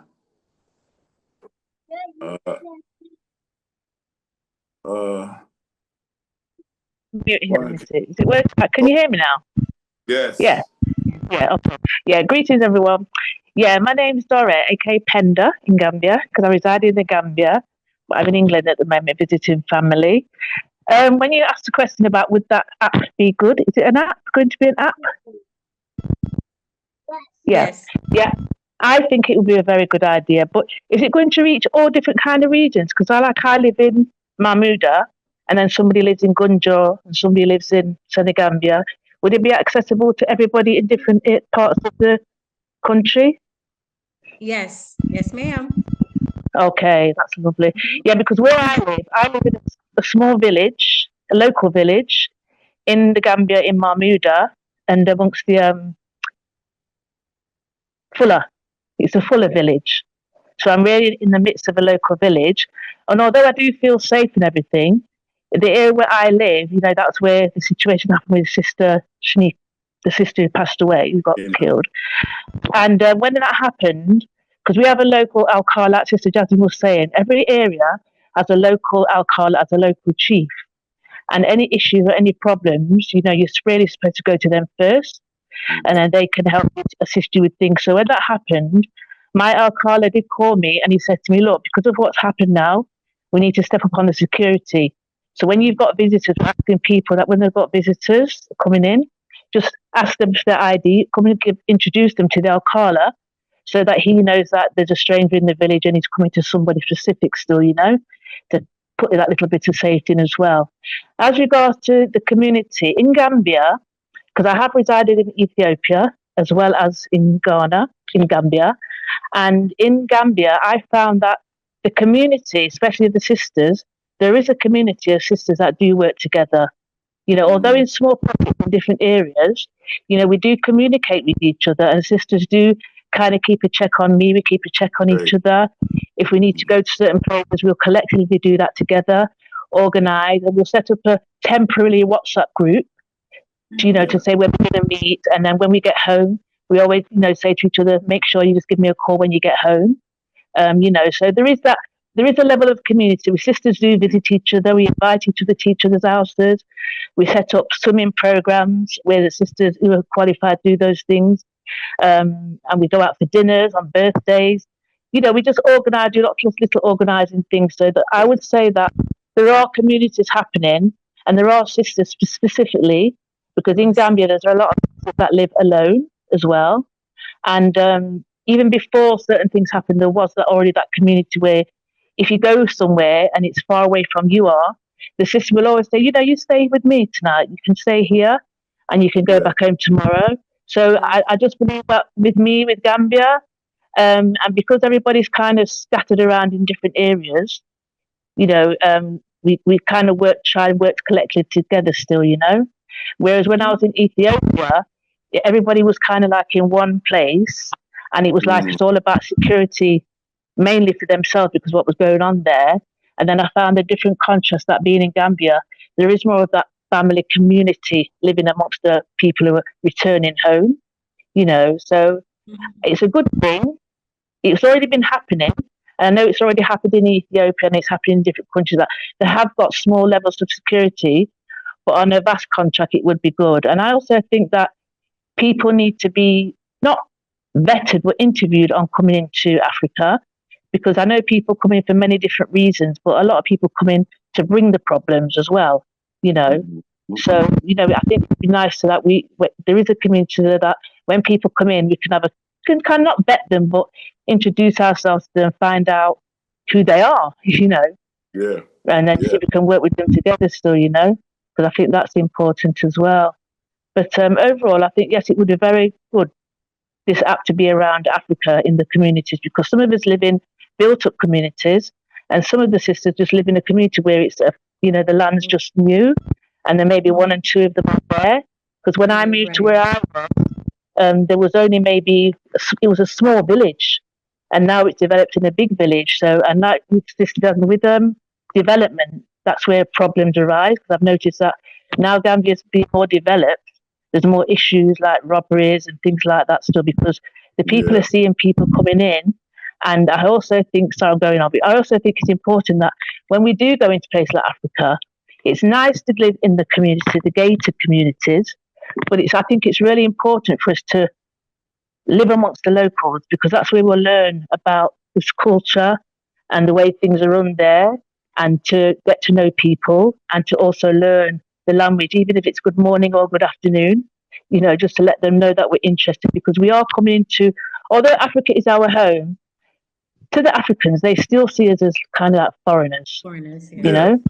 Yeah, they're not really accepting us in that way still, do you know what I mean? But it's for us to embrace them, and for them to embrace us, because we can teach each other, and but by isolating yourselves and going somewhere where you just want to be on your own, in a community where it's just pure Americans, I don't think that really works. I think we need to integrate ourselves into the community, Thank you. Yeah, thank you so much for that input.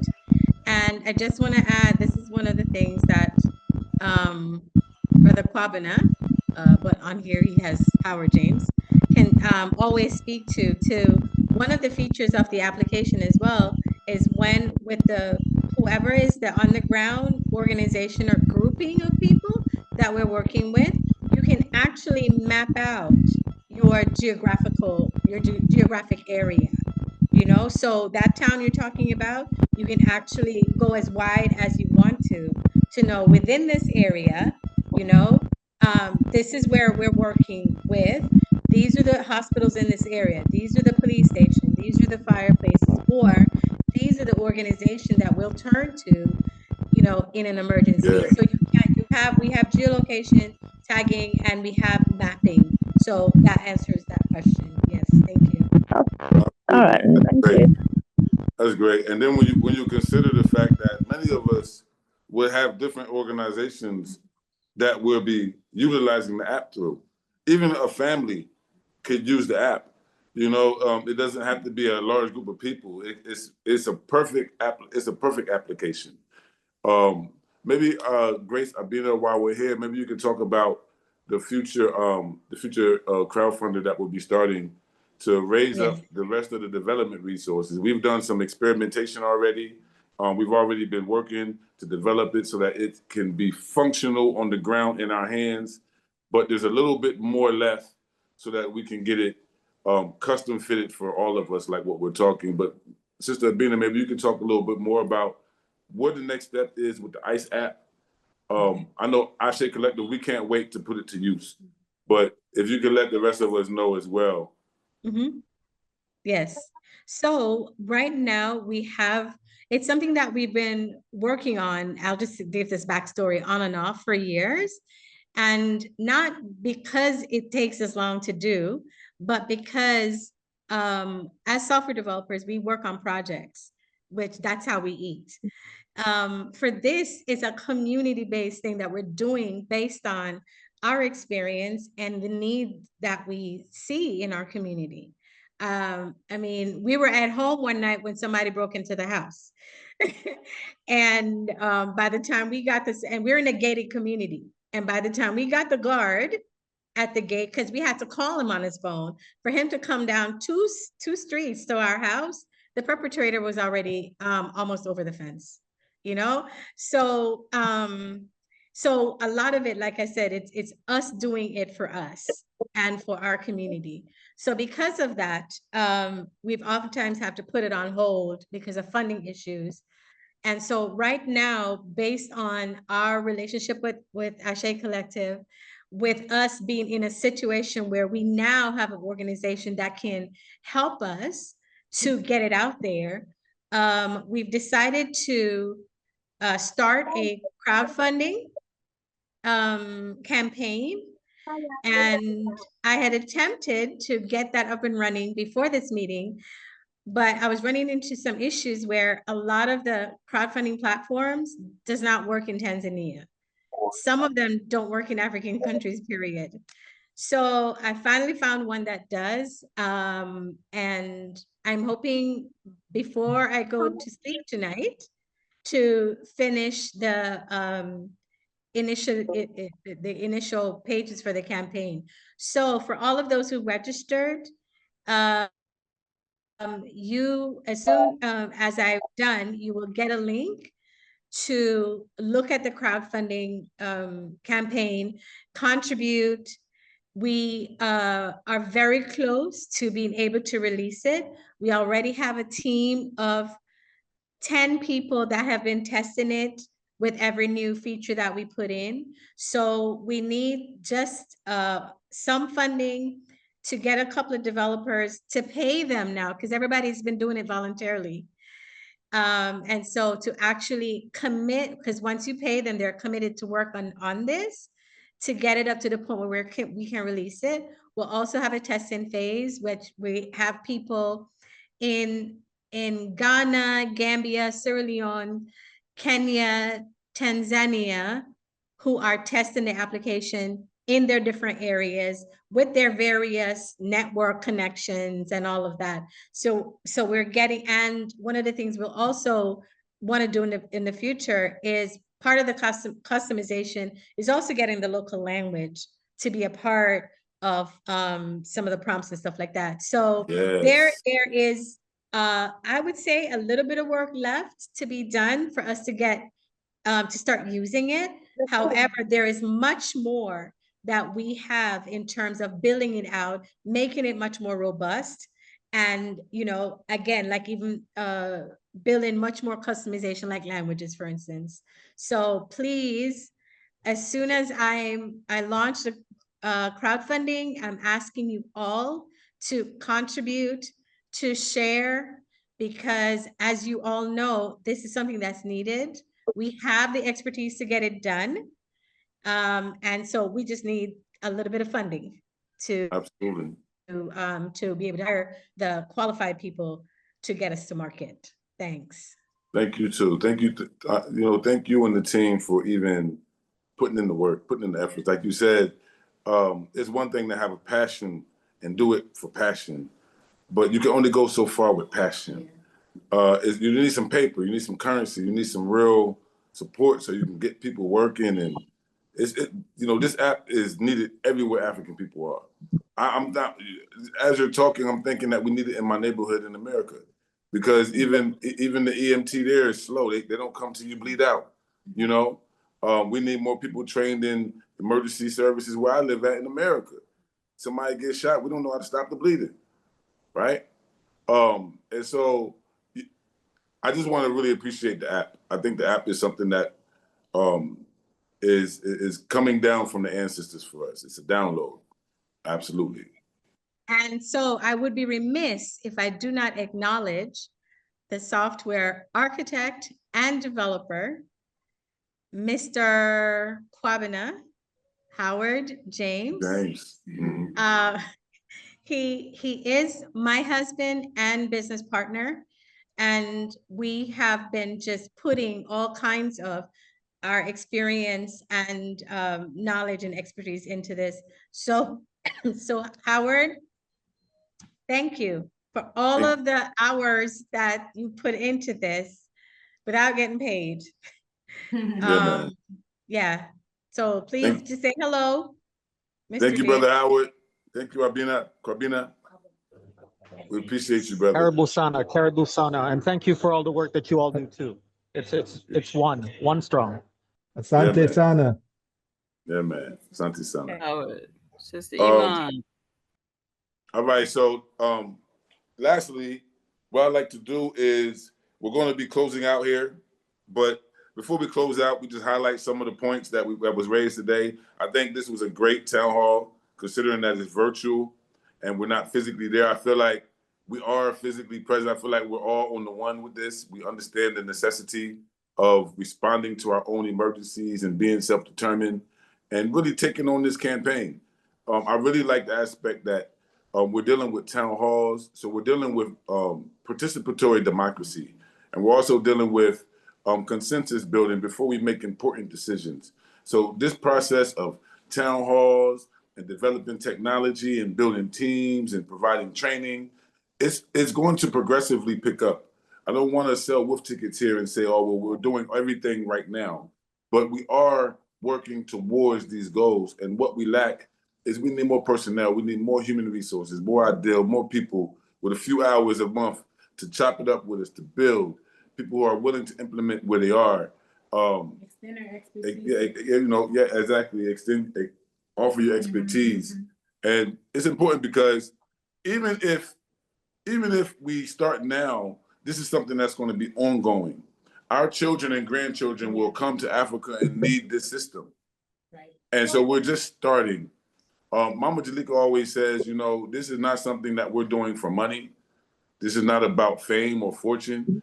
Most of us are beyond that. We just want to leave a great mark on the world.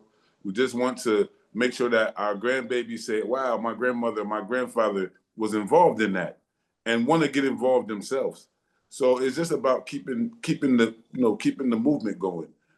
Africa is not yet free. We are still on our way to that. And every contribution that is righteous, that will take us towards unity and liberation and power is welcome. All we're doing as a collective is presenting an issue and providing opportunities for our people to understand it, to be knowledgeable about it, and most importantly, participate in self-liberation. Nobody is coming from anywhere to save Black people. It will have to be us. Saving ourselves. Yes. Brother Junior Niggas, you have something to say? Yeah, give thanks again. Yeah, you see, we come forward to the problem of collective approach. Now, this is a good gathering of people who are experienced and really in the midst of repatriation, you would call it, you see, actually. So with the mention of the CARICOM and knowing that Sister Jasmine, who is here with us, is a designated personnel within the diaspora representation in the AU. You see, as a government, we have to also focus because we're the one who is really experiencing what people talk about at conferences and decide what happened in conferences. But as people who are integrated into Africa Touchable, we need the government, you see, to look into, to consider this agenda of actually resettlement in Africa. You see, we people who have money could, it becomes a market and then we becomes a target. But it shouldn't be just like that. There must be a program structured as government to government that is going to create a model city with homes and certain accommodation for those who are going to be coming in. When those buildings are built, those who have money, we can market it, but we can organize ourselves. And to think that the best way to organize ourselves is not having a community, because even among the Rastas here, Rasta community, diaspora community, where does Rasta live together, really? You see, where are we as diaspora living together here on this land? We cannot be scattered all over the place at the same time. We must do this thing in an orderly way as far as government is concerned. So if CARICOM is here speaking on behalf of all these countries, I'm listening still, but I don't see how you connecting this Africa state emergency with what is Okay. really happening as government. You see, Okay, it's Brother not Junior, just let a me jump private. in. Yeah. Sorry, I wanted to just jump in to add something to what you're saying. I actually started the team that created the meet and greet with CARICOM in Ethiopia. I just got back from ASE. The organization that I started in Tanzania with a group of, I think about 20 people, we came together and created an organization.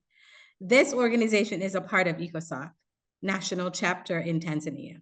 So I am keeping abreast and aware of what's going on at the African Union. Also, as a Pan-African, I'm also a part of the UNIA organization, and I've connected with several countries where the historic diaspora is moving to and have been living.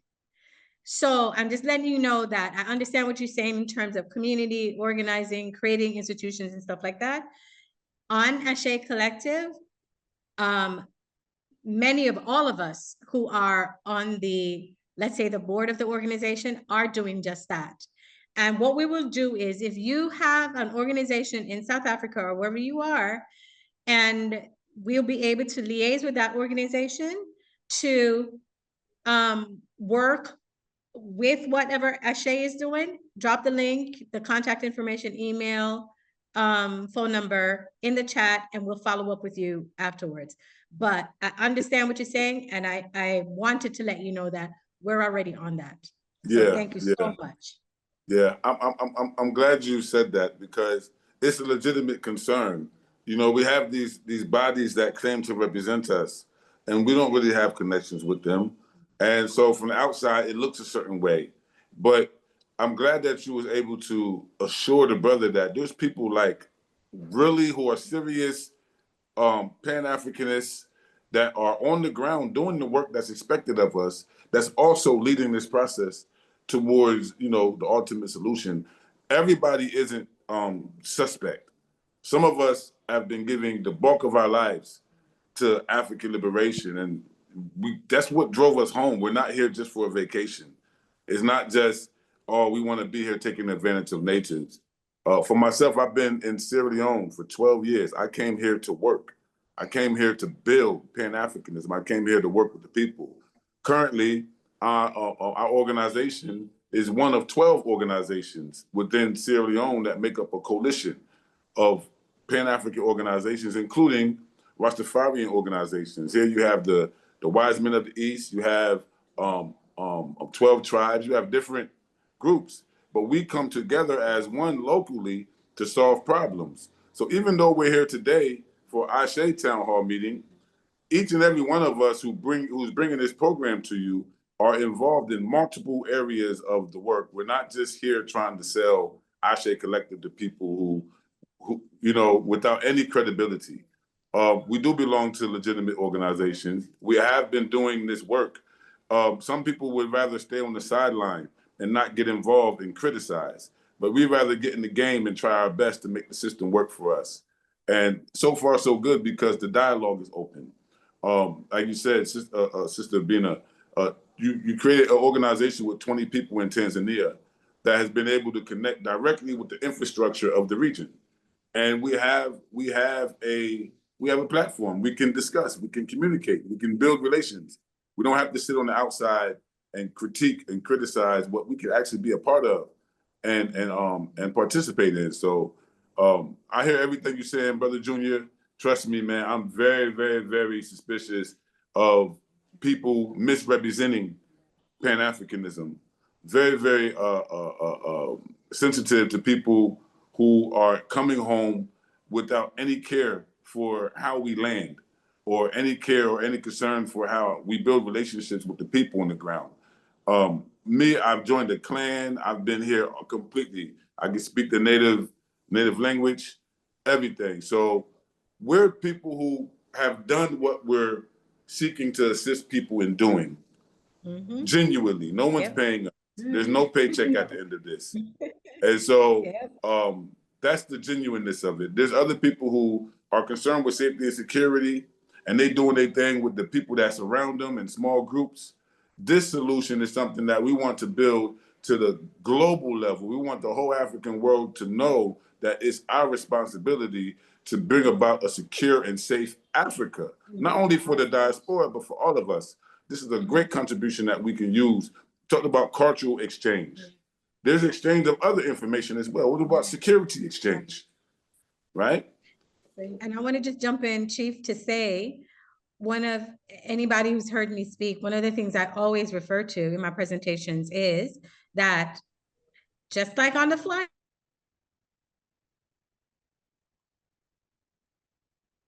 Okay, I think she froze up. Yeah. But Brother Malang, you have something you want to say, brother? Am I frozen? I'm sorry, I was saying something. You're back now. Okay, you're back now. Just hold your thought, Brother Malang. We'll come to you next. Right. What I was saying is anybody that's listened to me speak know one of the things that I always include in my presentations. On the flights, on the plane, they tell you, put the oxygen mask on yourself first. Yeah. And yeah, the first time I flew with my daughter, she wasn't even 2 years old yet. I thought that was the dumbest thing anybody could ever say. As a mother, no, I'm gonna, protect my child and do my child first. But I eventually understood what that really means, you see? And because if you can't breathe, you can't help nobody. So put it on yourself first. So this is intended for everyone, right? On the continent and off the continent. However, we are starting with ourselves because we are an underserved community, those of us who have repatriated to the continent and we're living here.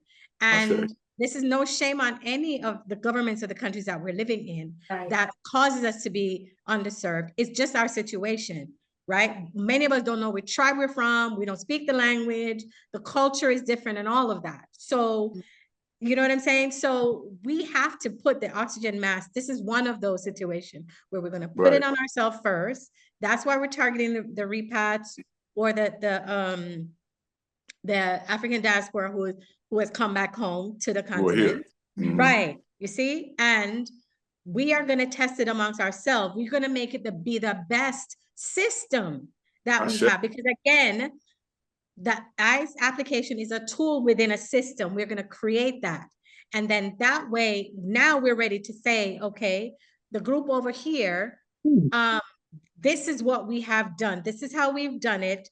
Model it in your own area. So that's right. You know what I'm saying? Until the government system gets to the point where they provide 911. Until then, we're going to have to save ourselves. That's right. That's right.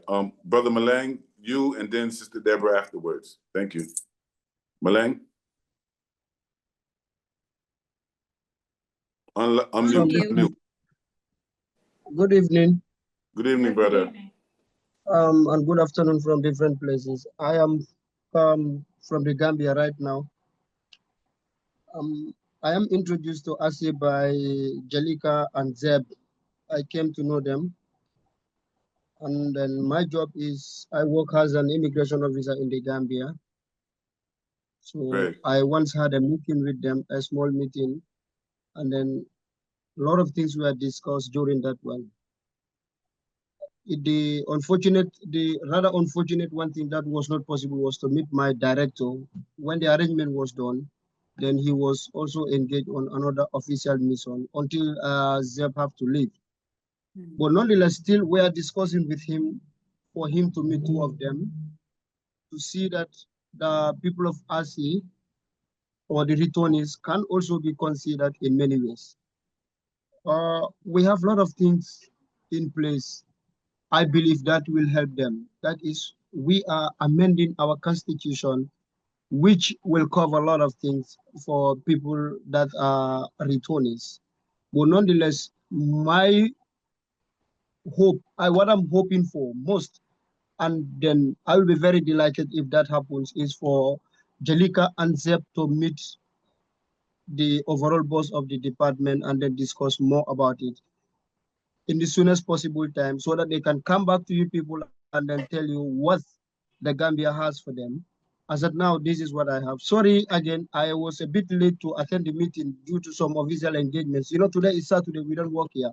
It was this early morning that I was called that I should be in the office. So I have to rush, but before I come back, it's late. So I am apologizing for that. Maybe next time I will try and join in the right time.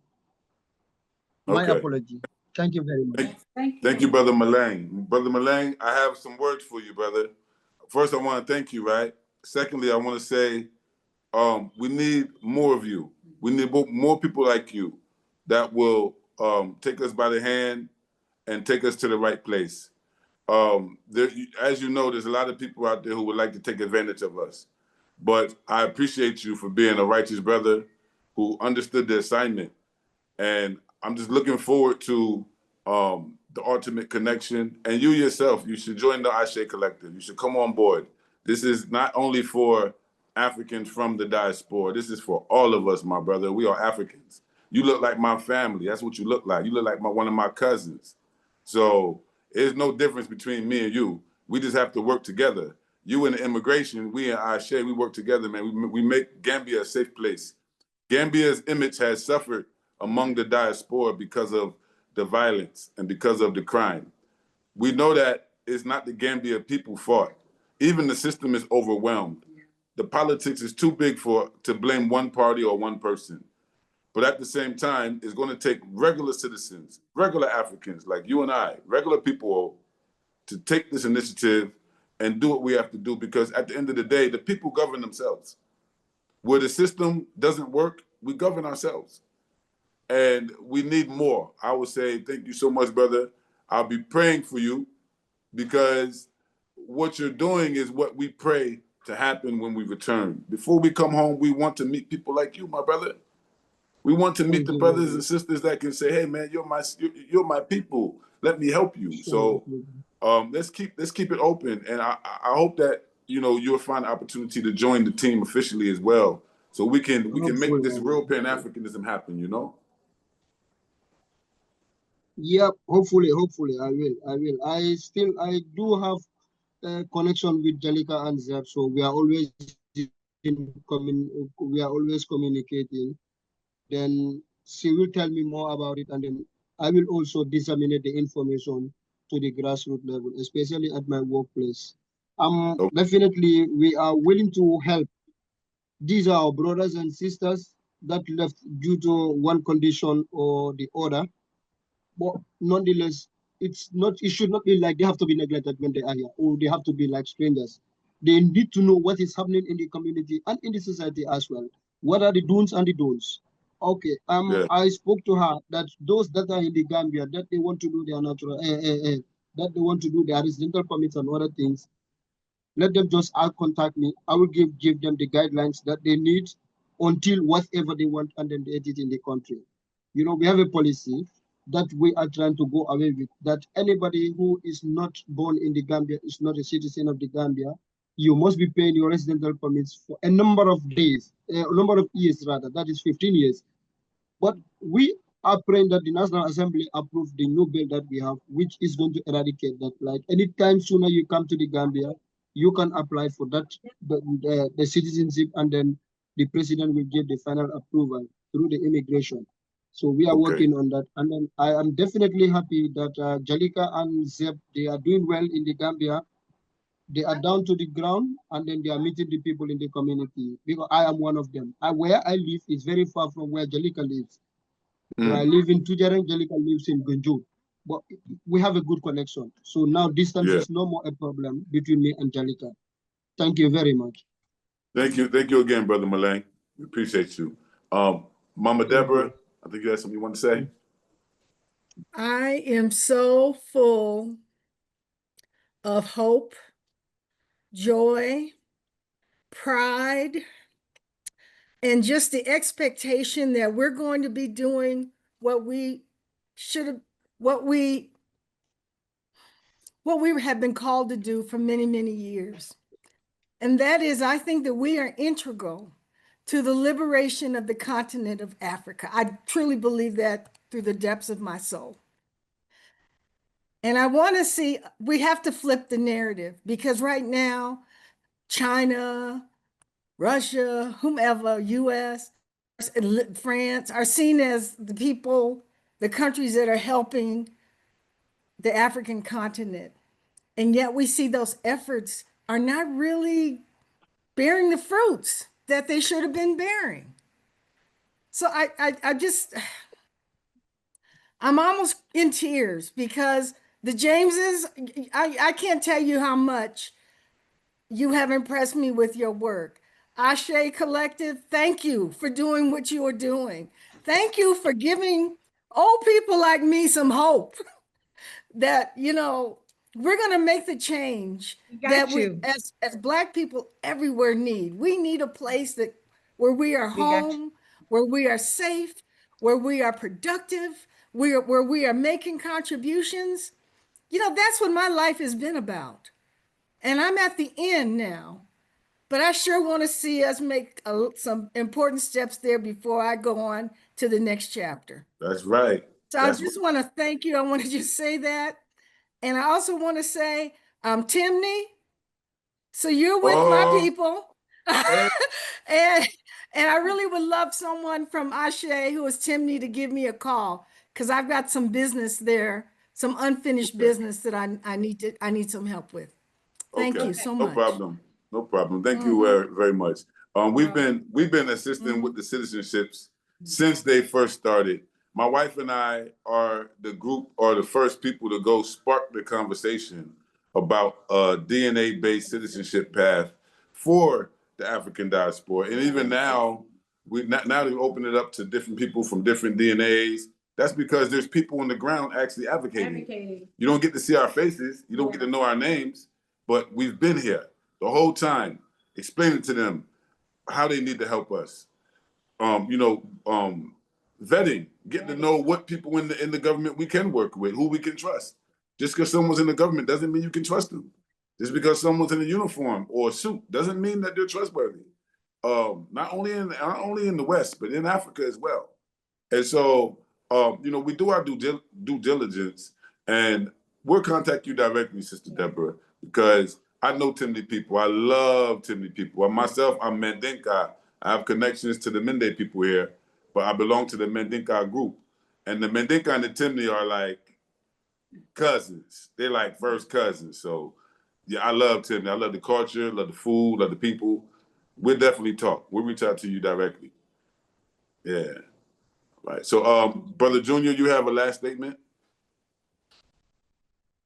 Yeah, I just wanted to give a voice to the immigration officer there, or comrade, that within, I think it was 2012, there was a diaspora conference within the framework of the United Nations that comes down.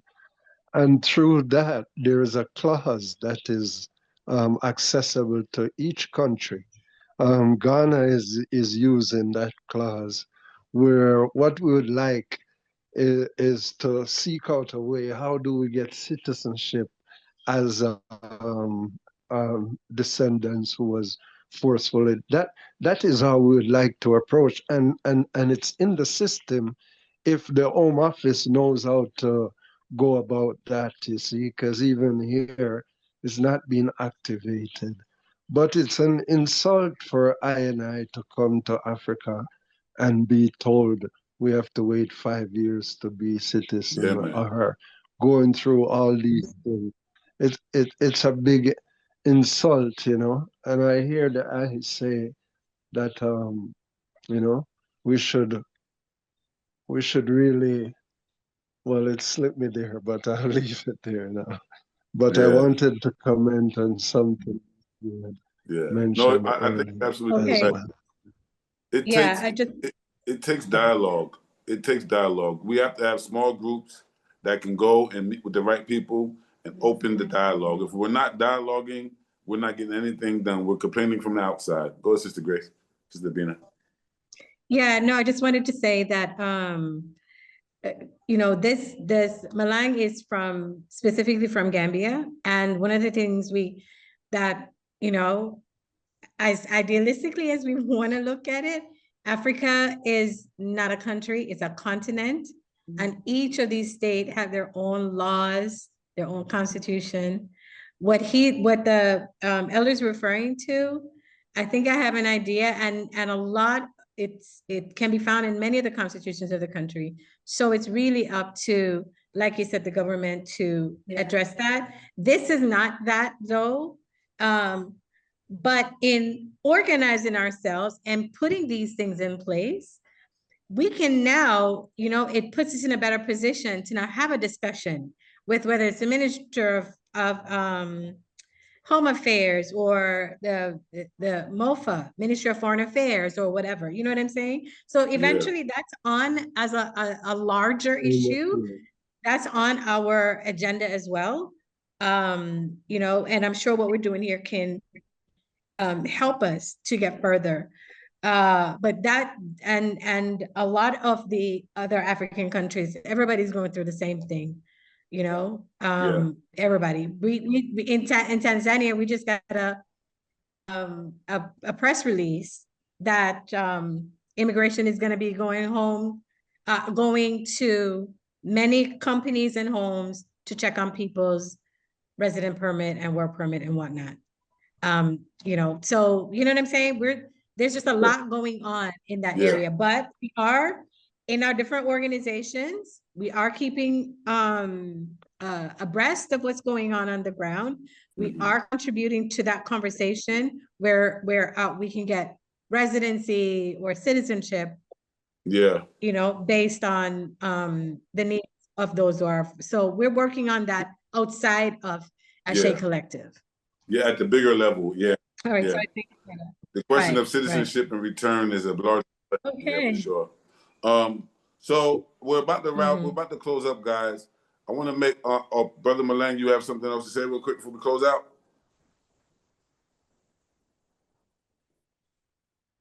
Yes, I don't know.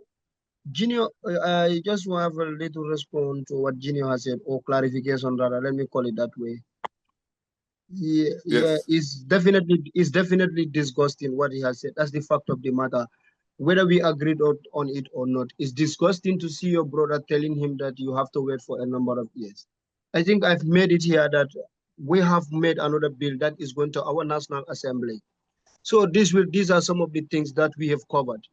But what we are trying to do here as well, again, is the people of ASE, if they can meet with the authorities, that is the immigration, the Ministry of Interior, and the Ministry of Foreign Affairs as well. Before somebody knows you, must feel your presence. Yes, absolutely. You understand?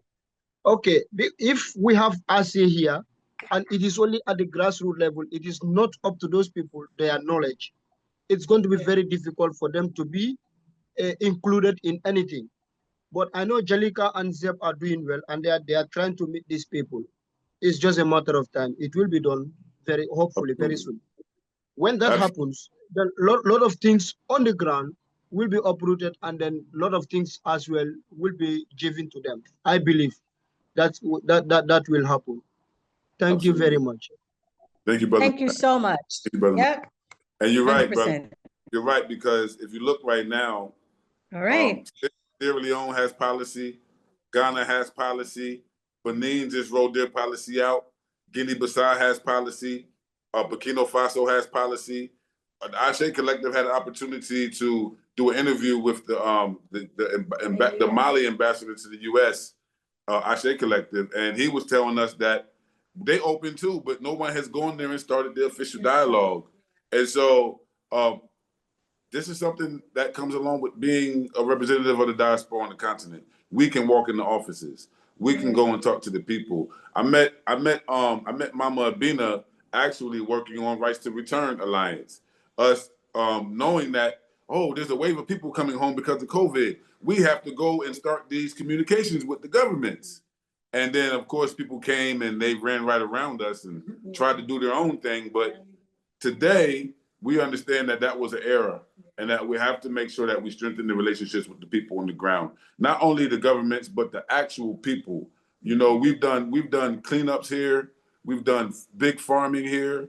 I've been in at least 50 villages here, man. They love me in this country, and I love them too. This is how we have to come home, become one when we come home. Leave that Western way behind you. Leave that the expectations of the West behind you. You know, and sometimes I think we're overdeveloped out there. It's too much of what they call development out there. I love sitting down in a place that they would call underdeveloped and just enjoying nature and just taking in some clean air. This is the healing that we need coming back from 500 years of forced removal. We're not just returning, it's a big return. This is the last return. We will never have to go back. Those of us who are here now planting our seeds, our grandchildren will have an option. They will be able to say, well, I don't want to stay here. I want to go to wherever grandma went. We haven't had that since they came and stole our ancestors. It's our generation that's finally breaking through and putting our money where our mouth is and opening the floodgates. It's us, it's individuals, just like in Sierra Leone, the people here, they will have political fights, and then the international community, quote unquote, they'll come in and get them to stop fighting each other. And the reason why they listen to them is because they feel as though they get resources from them that they need. So they listen to them people. But when you go do the research, there's more money coming to the country from the diaspora than there is from any other source. The remittance money is more than any aid. It's a fraction of the aid that comes. Africans are the ones taking care of Africans. It is not the UN. It is not aid. There's more Africans working in the West and sending $20, $50, $100 home to their people.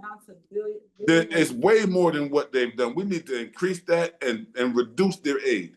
Increase that and reduce their aid. As long as they got aid, they have a say in our affairs. Keep your aid. We can take care of ourselves. That is what this is about. This moment in African history is about sovereignty. We are breaking free on all fronts. That's what this is. And if we don't begin to have that spirit, then we'll have nothing to leave to our children. Right now, we're living in a generation where we fumbled the ball. There was more supposed to be passed down to us. And so we're making up for lost time at the same time.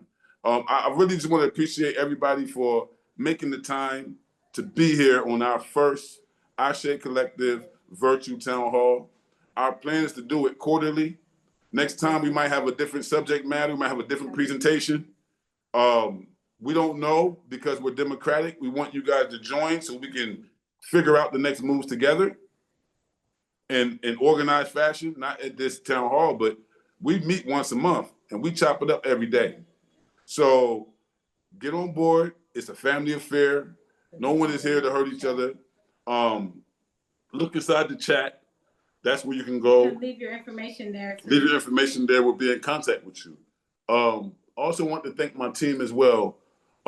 Thank all of you, Sister Jamaica, Brother Zeb, Mama Abina, Kenya, our full team, Brother Howard, our full team, because without us taking the initiative, we don't have the ability to provide leadership. If we don't take the initiative, then we don't have the ability to provide leadership. And our people been coming home for like the last 7 years without leadership. We just been coming home and just moving around and finding out the hard way. FAFO, ain't that what they call it? F around and find out. That's what we've been on. That's the mode we've been on.